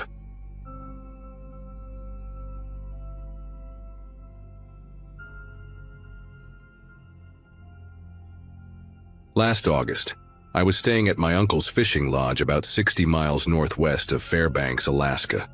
He'd owned the place since the 70s, this run-down cabin that sits maybe half a mile from where a tributary feeds into the Tanana River. I'd been going there since I was a kid, but that summer I went alone after my divorce finalized, needing somewhere quiet to clear my head. The nearest neighbor was 8 miles away, just how I wanted it. My Uncle Nathan always said the property had good bones but bad history. Some old-timer had sold it to him dirt cheap after his brother disappeared hunting in the 50s. I'd been there 4 days already, mostly just fishing and reading, when I decided to explore a section of the property I'd never really checked out before.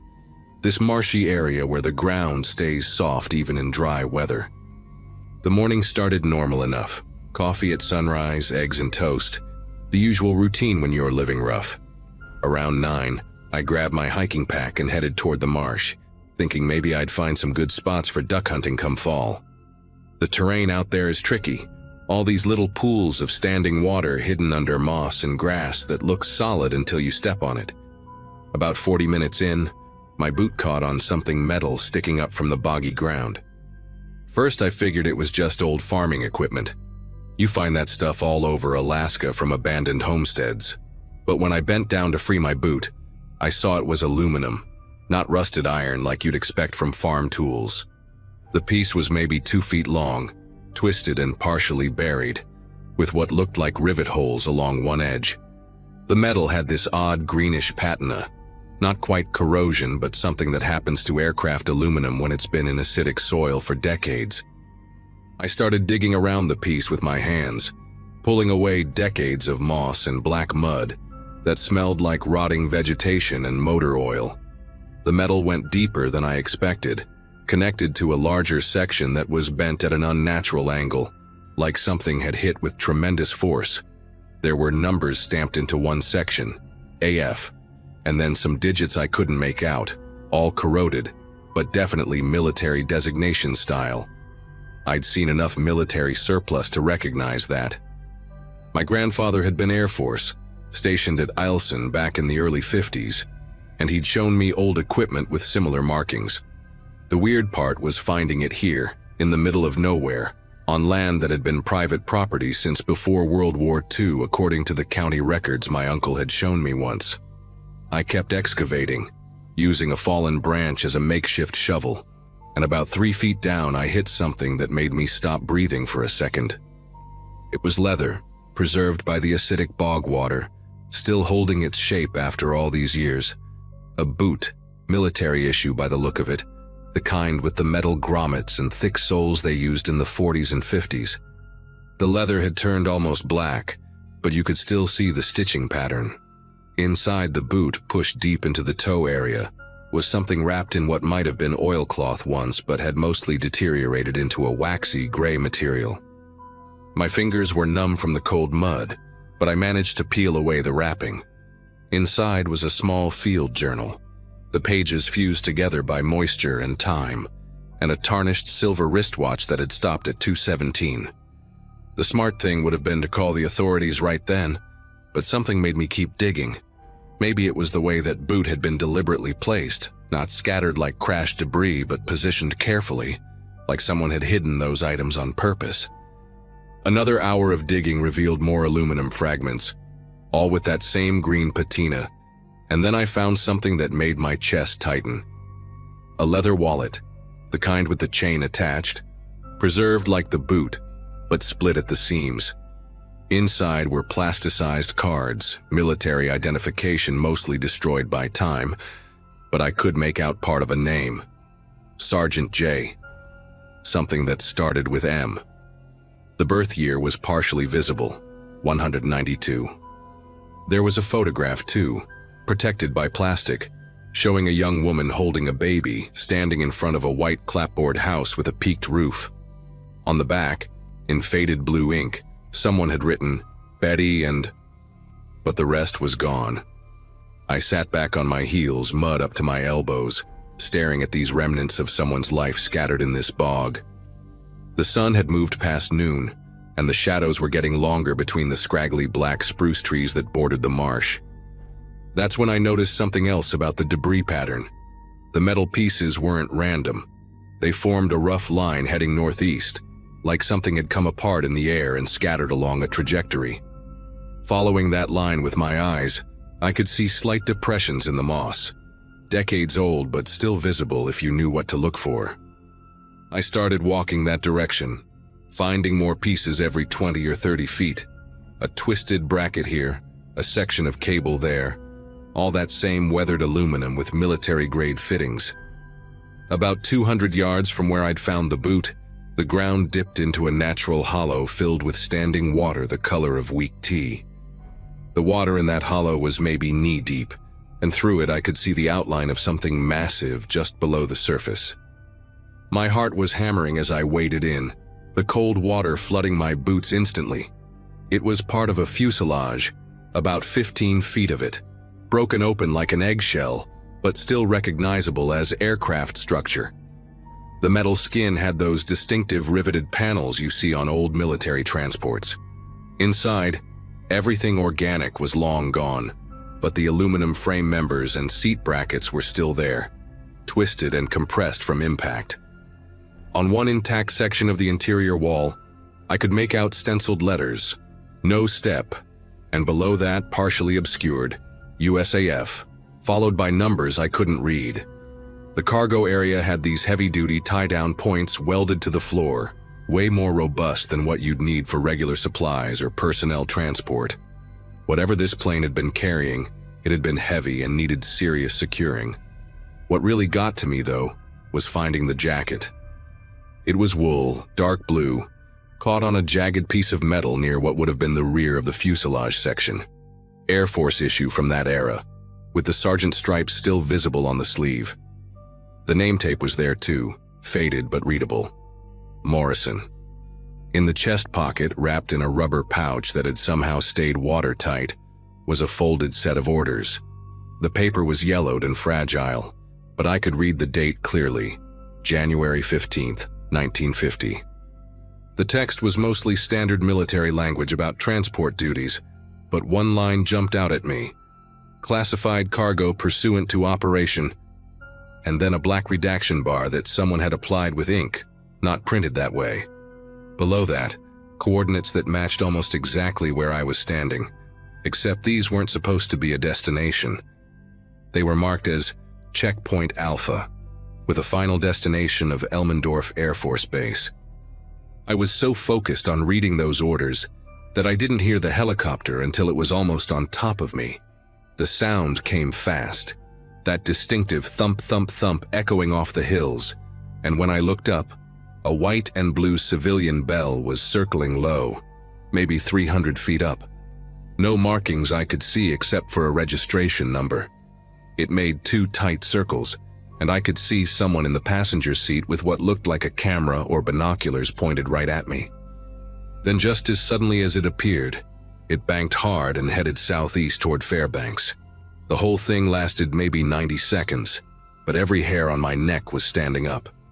In 20 years of coming to this property, I'd never seen aircraft fly that low over this area, except for the occasional bush plane heading to the villages up north, and those never circled like that. I grabbed everything I could carry, the journal, the watch, the wallet, the orders, and stuffed them in my pack, then started back toward the cabin fast. The sun was getting low, maybe 3 hours of light left, and I kept checking the sky every few seconds. My mind was racing through the implications.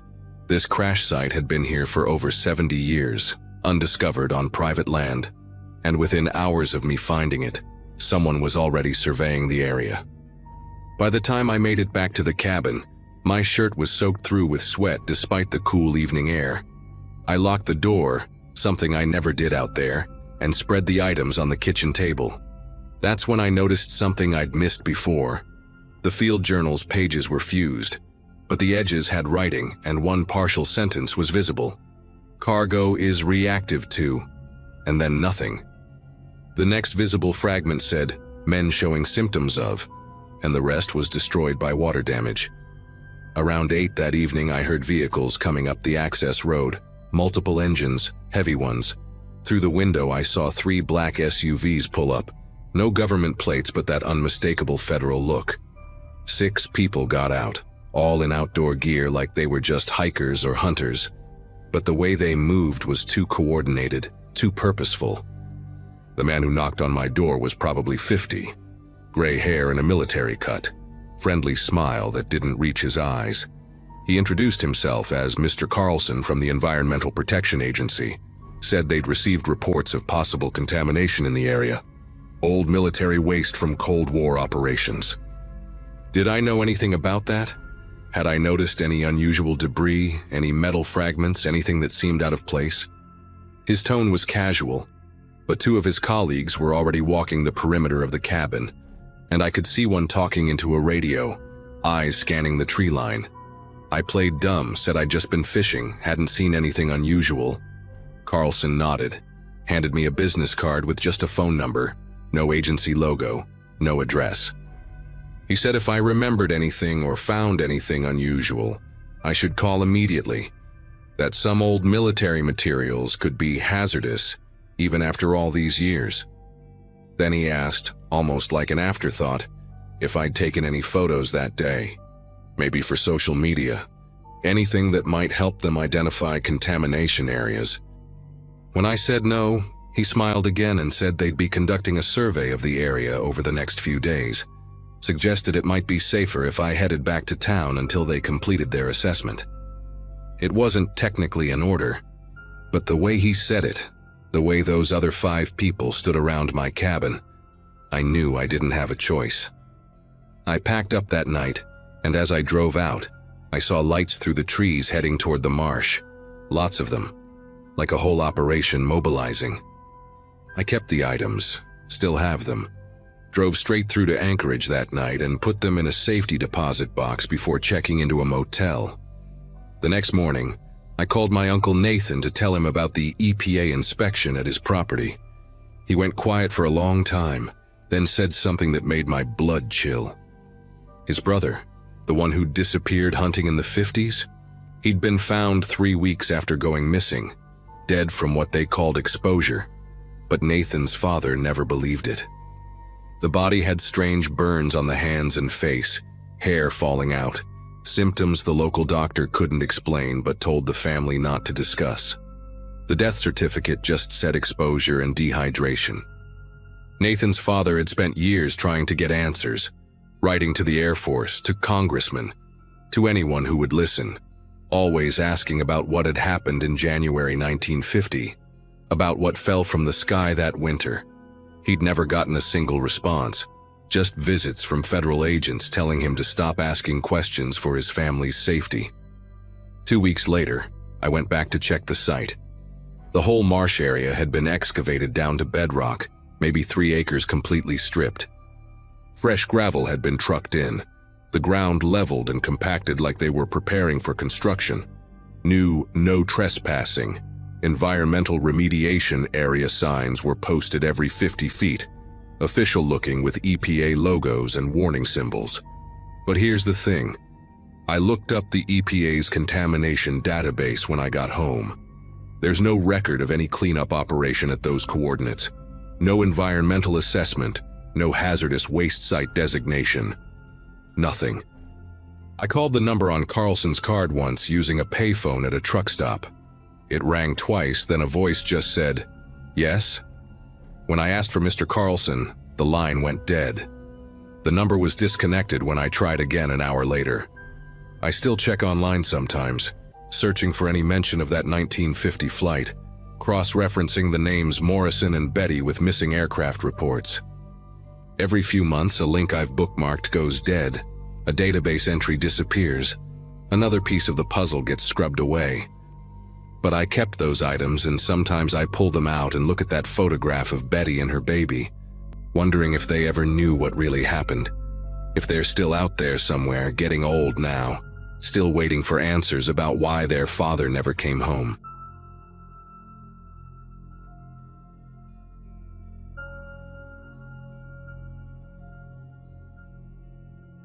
In January of 1978, I was part of the search team that went looking for old Bill Carver out near the Yukon River Basin. I'd been doing wilderness rescue work for about 6 years by then, mostly pulling lost hunters out of the woods or helping stranded motorists on remote roads. Bill was different, though. He was one of those old-timers who knew the land better than most of us knew our own backyards. When his sister called from Fairbanks saying he hadn't checked in since early November, everyone figured his radio had just crapped out.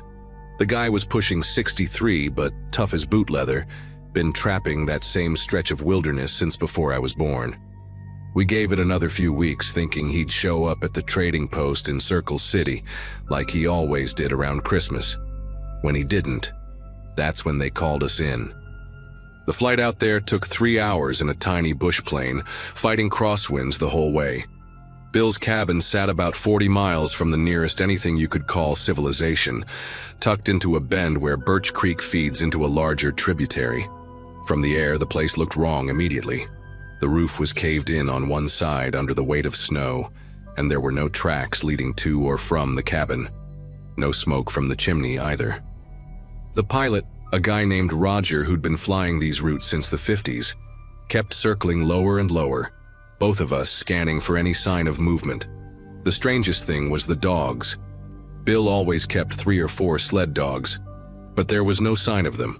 No paw prints, no chain lines in the snow, nothing. Roger set us down on the frozen creek about a quarter mile away, and I remember the silence when he cut the engine. Not even wind. Just that heavy, pressing quiet you only get in deep winter when it's 40 below, and everything living has either left or gone to ground. We had to break trail through about 3 feet of powder to reach the cabin, and it was exhausting work even with snowshoes. The door was partially open, frozen that way, with a drift of snow built up inside the entrance like a miniature glacier. I called out Bill's name several times, but my voice just seemed to get swallowed up by all that white emptiness. Roger stayed back while I squeezed through the doorway, and the first thing that hit me was how organized everything looked. His supplies were stacked neat as you please along the walls. Bags of flour, beans, salt pork, coffee, enough to last him through March easy. The wood stove was cold, had been for weeks judging by the layer of frost coating the iron. His bunk was made up tight with military corners, the wool blankets pulled smooth. Even his tools were laid out on the workbench like he'd just finished cleaning them. The only thing out of place was a chair pulled up to the small table by the window, and on that table was his journal, still open.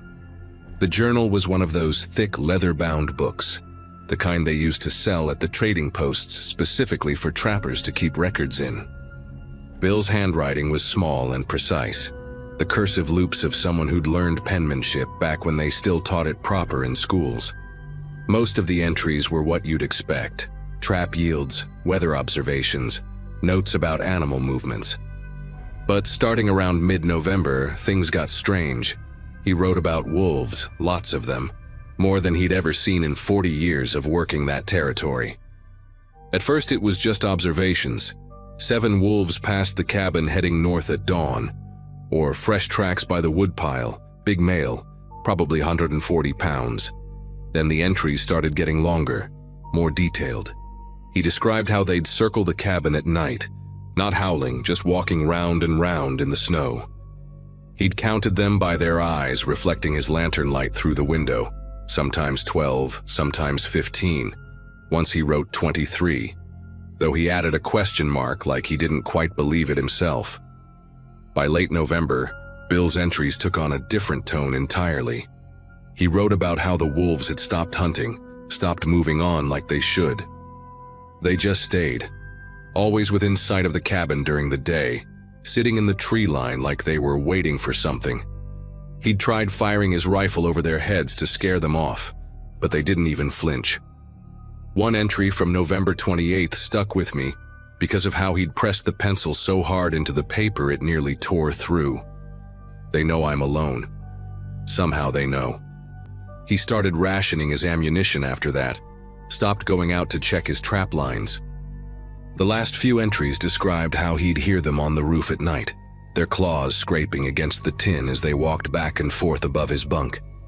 He'd reinforced the door with extra boards, moved all his food into metal containers. On December 3rd, he wrote that his dogs had gone silent in their shed out back. Not barking, not whining, just quiet. When he looked out the window the next morning, the shed door was open, and the dogs were gone. No blood, no signs of struggle, just gone. The final entry was dated December 7th, and it was only 3 lines long. No more firewood inside, have to go to the pile. They're sitting in a perfect circle around the cabin now, about 30 feet out. We'll make the run at noon when the sun's highest. That was it.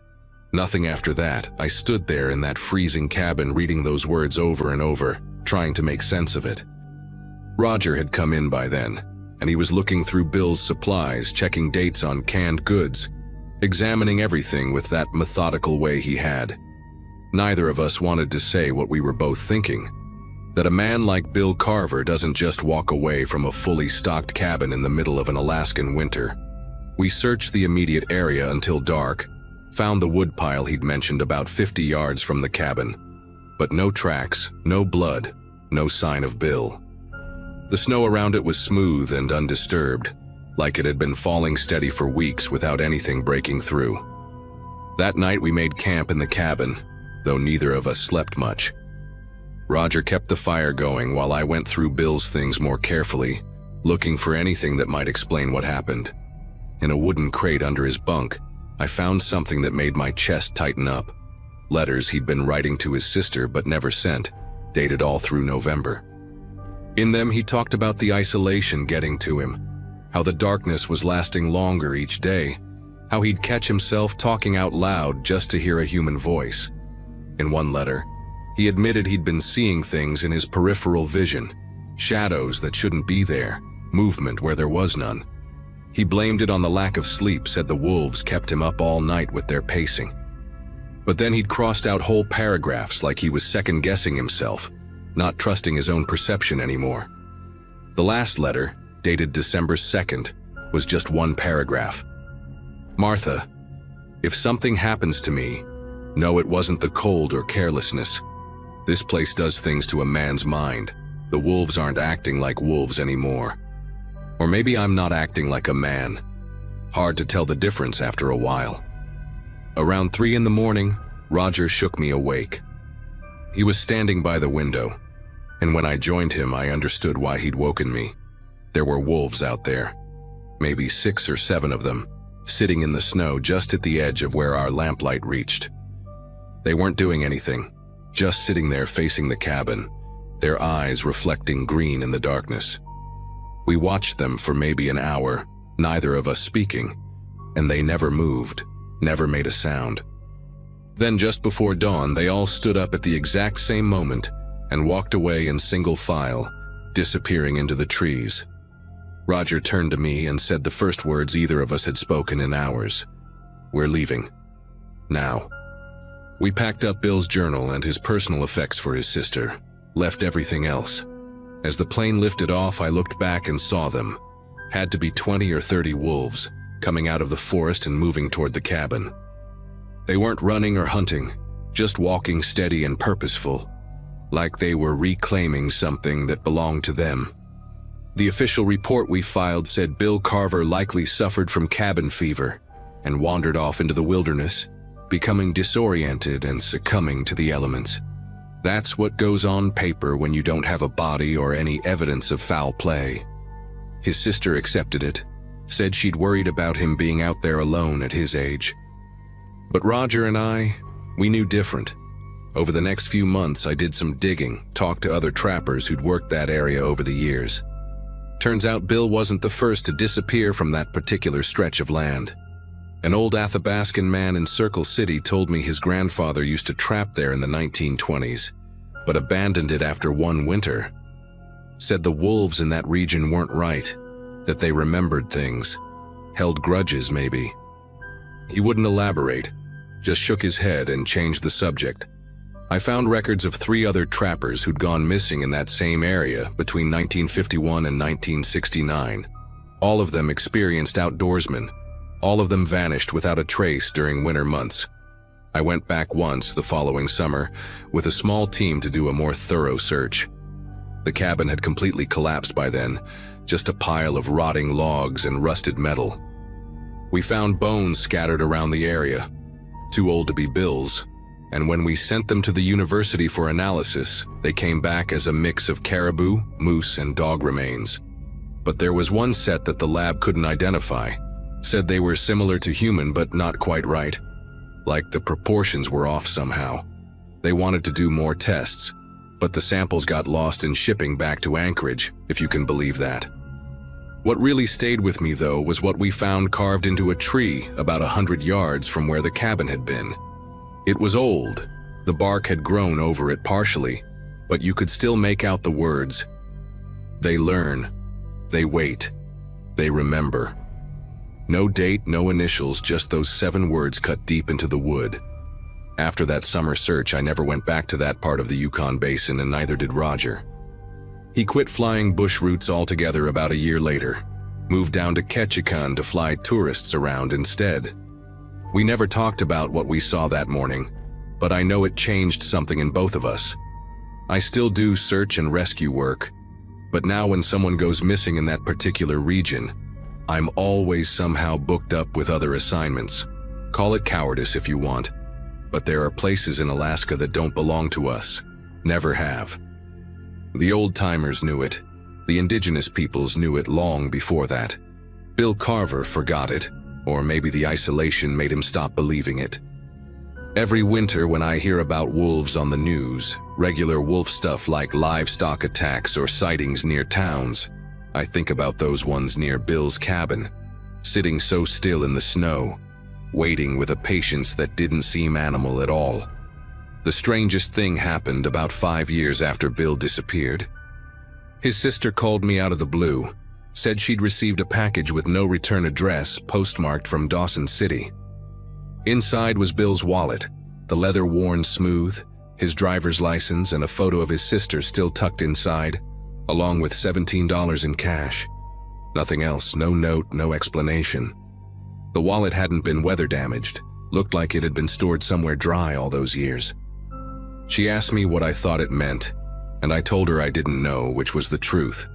But sometimes, late at night when I can't sleep, I wonder if maybe Bill's still out there somewhere, living by different rules now, running with things that used to be wolves but learned how to be something else.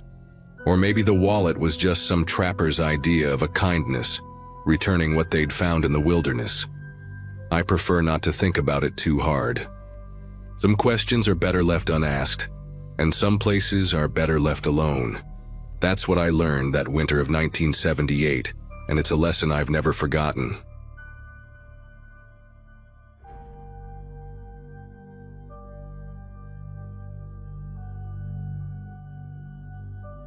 The research station on San Nicolas Island only had running water for 2 hours each morning, and I'd just finished my cold shower when Dr. Harrison knocked on my door with the news that would change everything. I was 26 that summer in 2001, fresh out of my marine biology PhD program at UC San Diego, working my first real field assignment studying pinniped behavior off the California coast. The island stretched barely 3 miles long, all volcanic rock and stubborn coastal scrub, with a small facility that housed 6 researchers during peak breeding season. We monitored different sea lion colonies scattered around the rocky shores, documenting mating patterns, pup survival rates, and territorial battles between the massive bulls. The work was exhausting but exhilarating, exactly what I'd dreamed about during all those years in windowless labs. Nobody really talked about Dr. Jennifer Lawson, who disappeared the previous year during a routine observation, but her untouched field notebook still sat on the common room shelf like some kind of warning. The official report blamed rough seas and aggressive wildlife, though the details remained frustratingly vague. That particular morning in early July started with an equipment malfunction that should have been my first warning to stay away from Boulder Point. My radio had been crackling with static all night, and when I tried to check in with base camp at 5 a.m., all I got was this weird interference pattern that sounded almost rhythmic, like breathing through a broken speaker. The Western Rookery was my assigned observation post that day. About 300 sea lions packed onto a series of flat rocks that jutted out into the Pacific like broken teeth. Getting there required a 40-minute hike along narrow cliff paths that turned treacherous when wet from the morning fog. I'd made the trek dozens of times already that season, but something felt different as I loaded my gear into my backpack. The bulls had been unusually aggressive lately, with several researchers reporting close calls when the animals had charged much farther inland than typical. One massive bull in particular, tagged as M47, had developed this unnerving habit of following our movements from the water, his scarred head breaking the surface wherever we set up our blinds. He had this damaged left eye, clouded white from some old injury, and the way he'd track us with his good eye while that dead one stared blindly ahead made everyone uncomfortable. Dr. Harrison had asked me to collect tissue samples from any deceased pups I found, a grim but necessary part of understanding mortality patterns in the colony. The preservation kit weighed an extra 15 pounds in my pack, and I remember adjusting the straps repeatedly as I made my way down the volcanic rock trail. The fog was thicker than usual, reducing visibility to maybe 20 feet, and the sound of the colony grew louder with each switchback turn. You could hear them before you saw them, this cacophony of deep bellows, high-pitched barks, and the occasional splash as a bull launched himself into the surf. The smell hit next, that distinctive mix of fish, ammonia, and wet fur that seasoned researchers barely noticed anymore but still made newcomers gag. I'd learned to breathe through my mouth on approach, though the taste wasn't much better. As I reached the observation blind, essentially a small wooden structure we'd built behind some larger rocks, I noticed immediately that someone had been there recently. Fresh boot prints in the sand led from the blind down toward the water's edge, which was strange since I had the only scheduled observation that day. The prints were small, maybe a women's size 7, and they had this distinctive wear pattern on the heel that looked familiar. I followed them carefully, staying well clear of the bull's territory markers, invisible boundaries that, if crossed, would trigger an 800-pound charge you couldn't outrun.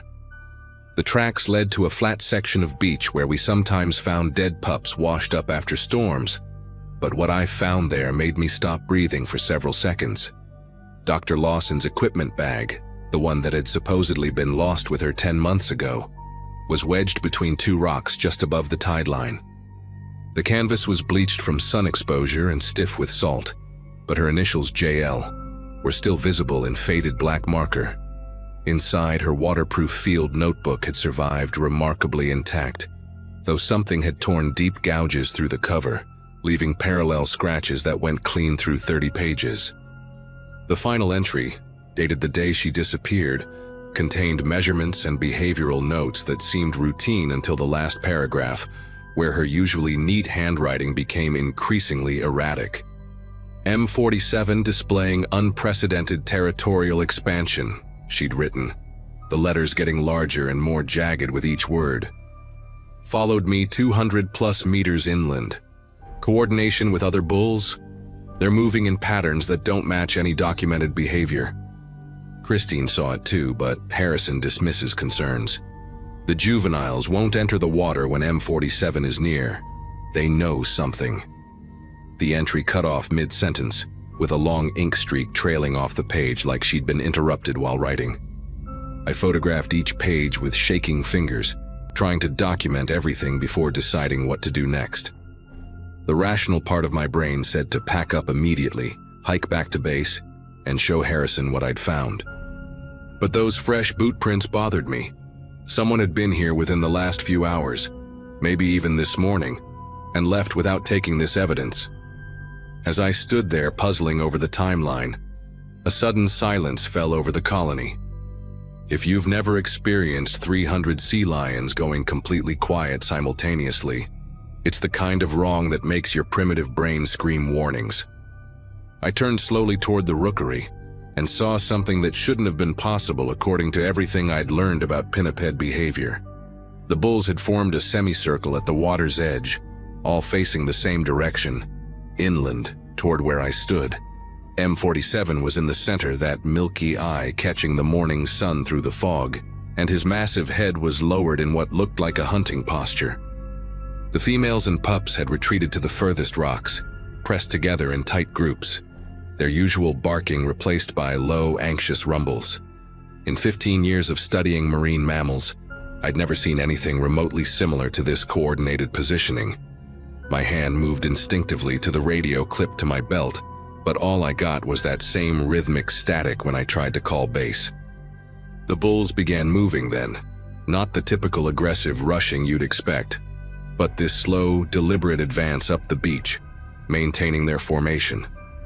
They covered ground with surprising coordination, using their front flippers to haul their bulk forward while their back flippers provided stability. The preservation kit in my backpack contained a flare gun for emergencies, and I fumbled for it while backing slowly toward the cliff path. Rule number 1 in wildlife research: never run from a predator. But these weren't acting like predators. They moved with the patient inevitability of something that knew its prey had nowhere to go. 30 meters separated us when I fired the flare into the air, the bright red burst momentarily visible through the fog. The sound should have startled them, sent them scrambling back to the water in typical pinniped fashion. Instead, they paused for maybe 3 seconds, then resumed their advance. M47 made this sound I'd never heard from a sea lion before, something between a growl and a clicking that the others seemed to respond to, adjusting their position slightly. My grandfather had fought in Korea, and he once told me about how the enemy would use psychological tactics, coordinated movements designed to break morale before physical contact.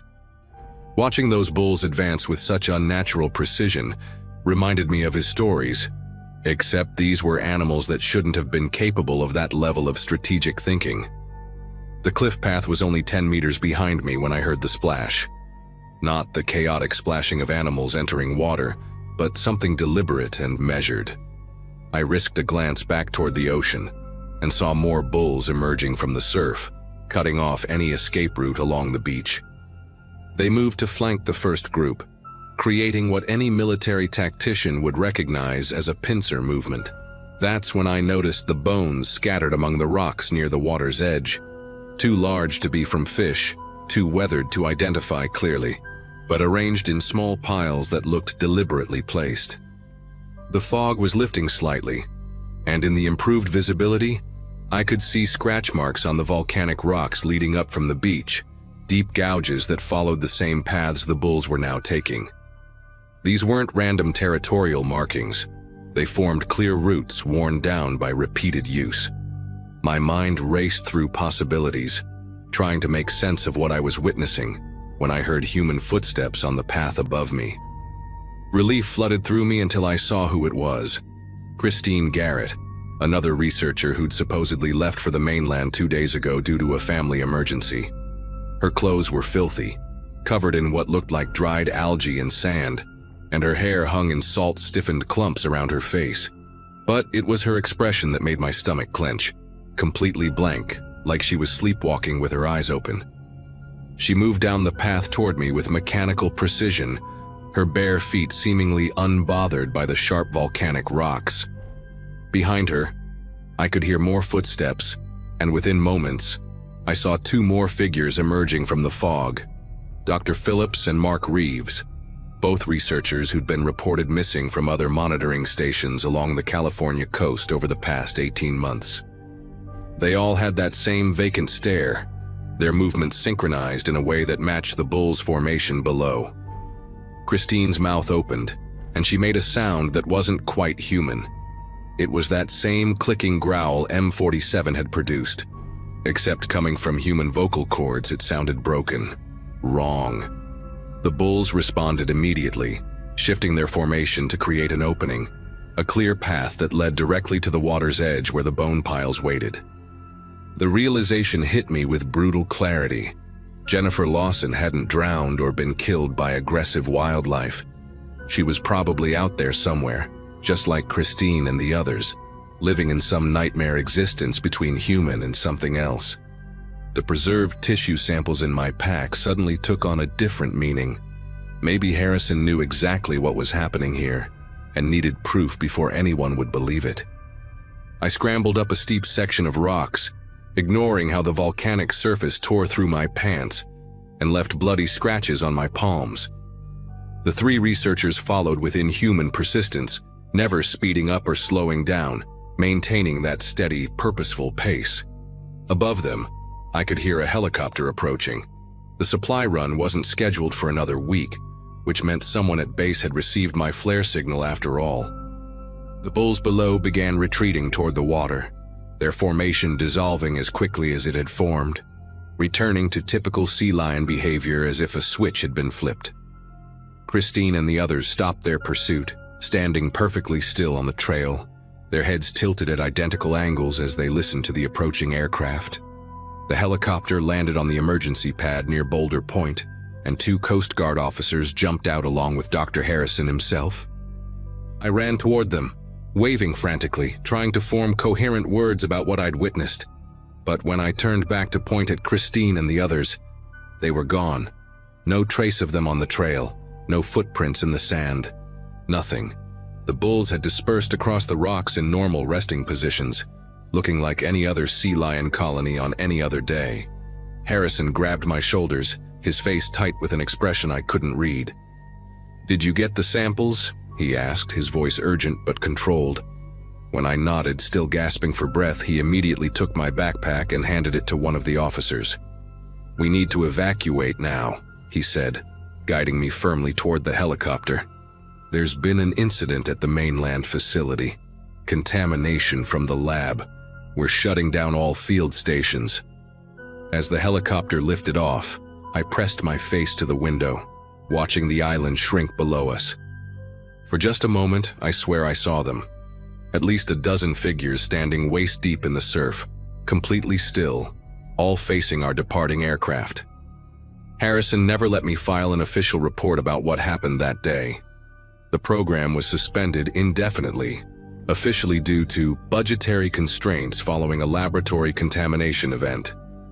The tissue samples I'd collected disappeared into some bureaucratic void, and my questions were met with increasingly stern warnings about the NDAs I'd signed. 6 months later, I found a different career path, teaching high school biology in Ohio, about as far from the ocean as I could get. But I kept Dr. Lawson's notebook. I'd hidden it in my personal gear before Harrison could confiscate it. Every few years, I checked the marine biology journals, looking for any mention of unusual pinniped behavior or missing researchers along the Pacific coast.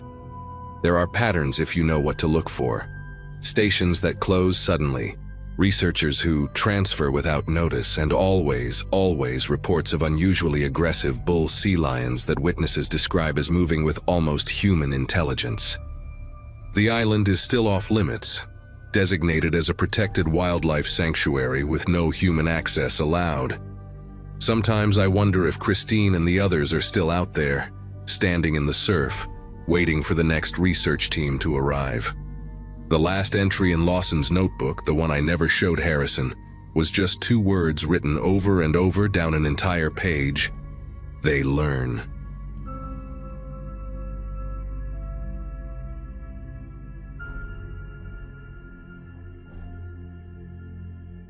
The job on the North Slope was never glamorous, but it paid enough to keep me coming back season after season.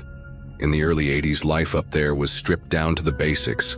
Long stretches of frozen road, modular trailers that rattled with every gust of wind, and a rotating cast of men who tried to stay sane by swapping stories over weak coffee.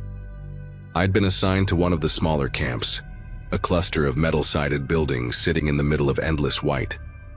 The work was grueling, but routine. That winter, though, things shifted in a way I still struggle to put into words. It started when two guys, Mark Ellison and Dave Rourke, failed to return from a supply run between camps. They weren't strangers to the route. Both had driven it plenty of times. The path was mostly a flat line across ice and snow, with a handful of markers and the occasional pipeline shadow to keep you oriented. When they didn't show up, no one panicked at first. Weather delays weren't unusual. Radios cut out all the time. But after hours stretched into a full day, whispers began curling through the mess hall. The truck was found 2 days later, sunk halfway into a drift not far from the flagged route. What unsettled everyone was what was still inside. Packed crates of food, full thermoses, a heater, extra fuel cans stacked neatly in the back. Looked less like men who got stranded, and more like men who had stepped away for just a minute and never came back. No footprints, no scattered gear, nothing leading away from the vehicle. Just silence, broken only by the constant bite of the wind. The official line spread quickly. Exposure, harsh weather, human error, two men who underestimated the cold. But none of us bought it. We knew how careful Mark and Dave were. Dave in particular was meticulous, the kind of guy who labeled every wrench in his kit and double-checked tire chains before anyone else even glanced at them. And Mark had a way of navigating those frozen stretches like he had a compass buried in his gut. Men like that don't just wander into the snow and disappear. Private security had started making its presence known around that time. They weren't company men like us. They had no grease under their nails, no tired eyes from endless shifts. They wore dark parkas without patches and drove spotless trucks that always seemed to be idling near the airstrips. Most of us avoided them. They didn't talk much, and when they did, it wasn't the kind of small talk you could laugh off. It was curt, clipped, like every word was measured. After Mark and Dave vanished, those security guys seemed to multiply overnight.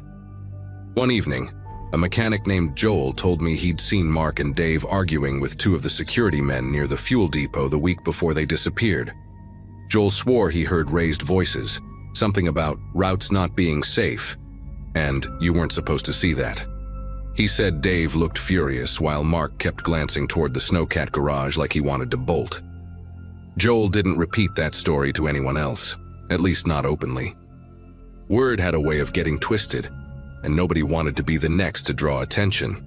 The search parties went through the motions, snowmobiles combing the flats, helicopters sweeping low, dogs brought in and quickly withdrawn when they kept circling the same patch of frozen ground. Weeks passed and all we got was silence. No bodies, no scraps of clothing, no signal that Mark or Dave had tried to survive out there. The official reports were neat and tidy, stamped and filed away as if the men had been misplaced like paperwork, not swallowed whole by the ice. Still, every night in the rec room, someone would circle back to it. Cigarettes burned down to nubs as the same questions hung in the air. Where could they have gone? And why was security suddenly everywhere? I remember the unease more than anything, the sense that we weren't supposed to ask, that the cold wasn't the only thing pressing down on us. Every time I caught one of those guards staring across the room, it felt like a silent warning to shut my mouth and keep my head down. One night near the end of the season, I walked out behind the generator shack to get a moment of quiet. The sky was clear, the stars sharp and unblinking, and the cold snapped against my face like glass. From there, I could see the long flat where Mark and Dave's truck had been found. For the first time in weeks, I noticed tire tracks that didn't belong to company vehicles. Narrower, fresher than they should have been in that weather. By morning, those tracks were gone, buried under a suspiciously uniform layer of plowed snow. No one mentioned it, but I knew I hadn't imagined what I saw. The more I thought about it, the more it made sense why security never looked worried. They weren't searching for two missing men. They were making sure the rest of us stopped asking questions. I never confronted them, but I learned quickly to avoid certain eyes, to lower my voice when the topic came up. The worst part was the realization that Mark and Dave probably hadn't wandered off at all. Whatever they stumbled onto, someone decided they weren't coming back to camp. When I finally rotated out weeks later, I carried their absence with me like extra weight in my duffel. No memorials, no closure, just 2 names scrubbed from the roster, and a cold note in the logbook. Incident resolved. Exposure. I remember standing at the small airstrip, watching the security trucks parked in a neat line, engines idling in the dark. None of the guards looked at us, but they didn't have to. The message was already clear. Forget it, move on. Even now, decades later, I can still picture their truck half buried in snow, doors shut, supplies untouched. I don't know what Mark and Dave saw that day, but I know it wasn't the storm that took them. And whenever I think about those weeks on the North Slope, it's not the cold or the endless dark that unsettles me. It's the silence that followed, the way 2 men could vanish in plain sight, and everyone else was forced to pretend it was just the weather.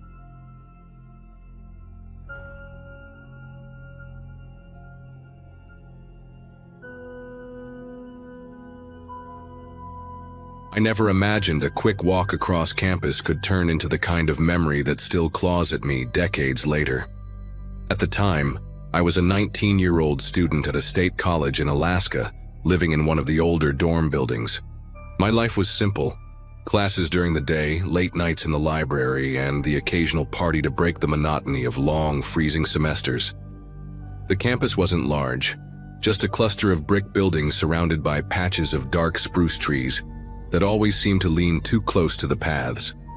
Nights were especially quiet, and walking alone was something most of us did without thinking twice. That night I had been at a small gathering in an off-campus house where students usually went after midterms. The place was crowded, hot from too many bodies, and the windows fogged over from breath and spilled beer. I remember laughing with a girl from my sociology class while holding a cup of warm soda, when I noticed how late it had gotten. My dorm was less than a 10-minute walk, and the idea of getting some sleep in my own bed sounded better than forcing more conversations. I slipped my coat on, said a quick goodbye, and stepped out into the brittle Alaskan cold. The streets were empty, with snow packed down into uneven ridges by passing cars earlier that evening. The air burned when I breathed, and the sound of my boots crunching against ice was the only rhythm keeping me company. I tried to keep my hands deep in my pockets, shoulders hunched against the wind that carried the smell of wood smoke from nearby houses. Even though it was late, the dorm lights were faintly visible through the skeletal outlines of the trees. It felt like the kind of walk I had done countless times before. Brief, uneventful, nothing to be cautious about. But about halfway there, I noticed something strange lying along the edge of the road. A pair of women's shoes. Not boots, not sneakers, but simple black flats, their surface dusted with snow as if they had been sitting there for a while. They were pointed toward the trees rather than the path, and for some reason, that detail made my breath catch. Nobody would choose to take them off in that kind of cold, not when the ground itself could bite through skin. I stood there staring, the silence around me suddenly stretching too long, like the night itself was waiting for me to react. I tried to convince myself that maybe someone had been drinking too much at the party and ditched them on the way home, but that explanation didn't sit right. The longer I stood there, the more I realized how quiet it had become. No cars, no distant laughter, not even the usual hum from the heating vents on the nearby dorms. I couldn't shake the sense that I wasn't the only one out there. My eyes kept drifting toward the tree line, where the snow looked darker, like the shadows themselves were shifting. I started walking faster, my breath puffing in short clouds that floated past my face. Every few steps I'd glance back, but the road behind me stretched empty, untouched. Still, there was this nagging certainty that someone was pacing themselves with me, just far enough to stay out of sight. The sound wasn't clear, more like the faint crunch of ice delayed half a second after mine. At one point, I even paused mid-step and I swear I heard a single echo of snow giving way where I hadn't moved. By the time the dorm came into full view, lit dimly by a buzzing yellow lamp above the entrance, I felt torn between sprinting the last stretch or forcing myself to act normal. My pulse thudded in my ears, and I could almost imagine the warmth of the building wrapping around me if I could just reach the door. But then, out of the corner of my eye, I noticed a figure at the far end of the path. Whoever it was stood still, partly obscured by the trees as if they had been waiting for me to notice. The shape didn't move, didn't wave, didn't step closer, just watched. I told myself not to stop. I fixed my gaze on the dorm entrance and pushed forward, but every step felt like it dragged, like the ground itself wanted to keep me there. My shoulders prickled as though I was under a spotlight, even though the path was swallowed in near darkness. When I finally reached the door and pulled it open, I let the heavy wood slam behind me with a force I hadn't intended. Only then did I risk one last glance through the glass window.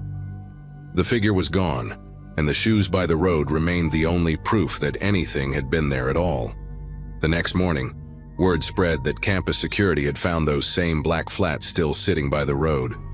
Students whispered about them in the cafeteria, speculating about who might have left them there. A girl swore she had seen a tall man hanging around the library that week, always pretending to read but never checking out books. Another mentioned someone had been spotted near the women's dorms late at night, just standing by the lampposts until the lights buzzed out. No one could point to a name, and no one seemed brave enough to report more than rumors. For days after, I avoided walking anywhere alone. Even daylight felt different, like the shadows stretched a little too far, and every door I passed could hide someone waiting. I remember clutching my textbooks against my chest in a way that made my arms ache, as if that extra layer would somehow protect me. The sight of boots, sneakers, any kind of footwear abandoned in the snow would make me shiver. The smallest details, like a car idling too long in the parking lot, suddenly meant something darker. The campus gossip only fueled it, but deep down I knew what I had seen wasn't just imagination. Eventually, police became involved, though they said little publicly. No one was arrested, and no official explanation was ever given about the shoes. Time dulled the sharp edge of fear, but every so often the memory crept back, especially whenever I walked that same stretch of road and glanced toward the tree line. There was always that quiet question in the back of my mind. Did someone follow me that night, waiting for me to make the same mistake someone else had? Or had I narrowly escaped whatever had already happened to another girl? I graduated and left the state, but whenever I hear about unsolved cases from that campus, the image returns. Black flats half buried in snow, and a figure standing too still among the trees. It's been years, and I've built a life far from that dorm, but the fear never really left. I never told anyone in detail what I saw that night, not the way I'm telling it now. Maybe putting it into words is the only way to explain why I still can't walk alone at night without feeling the weight of someone's eyes.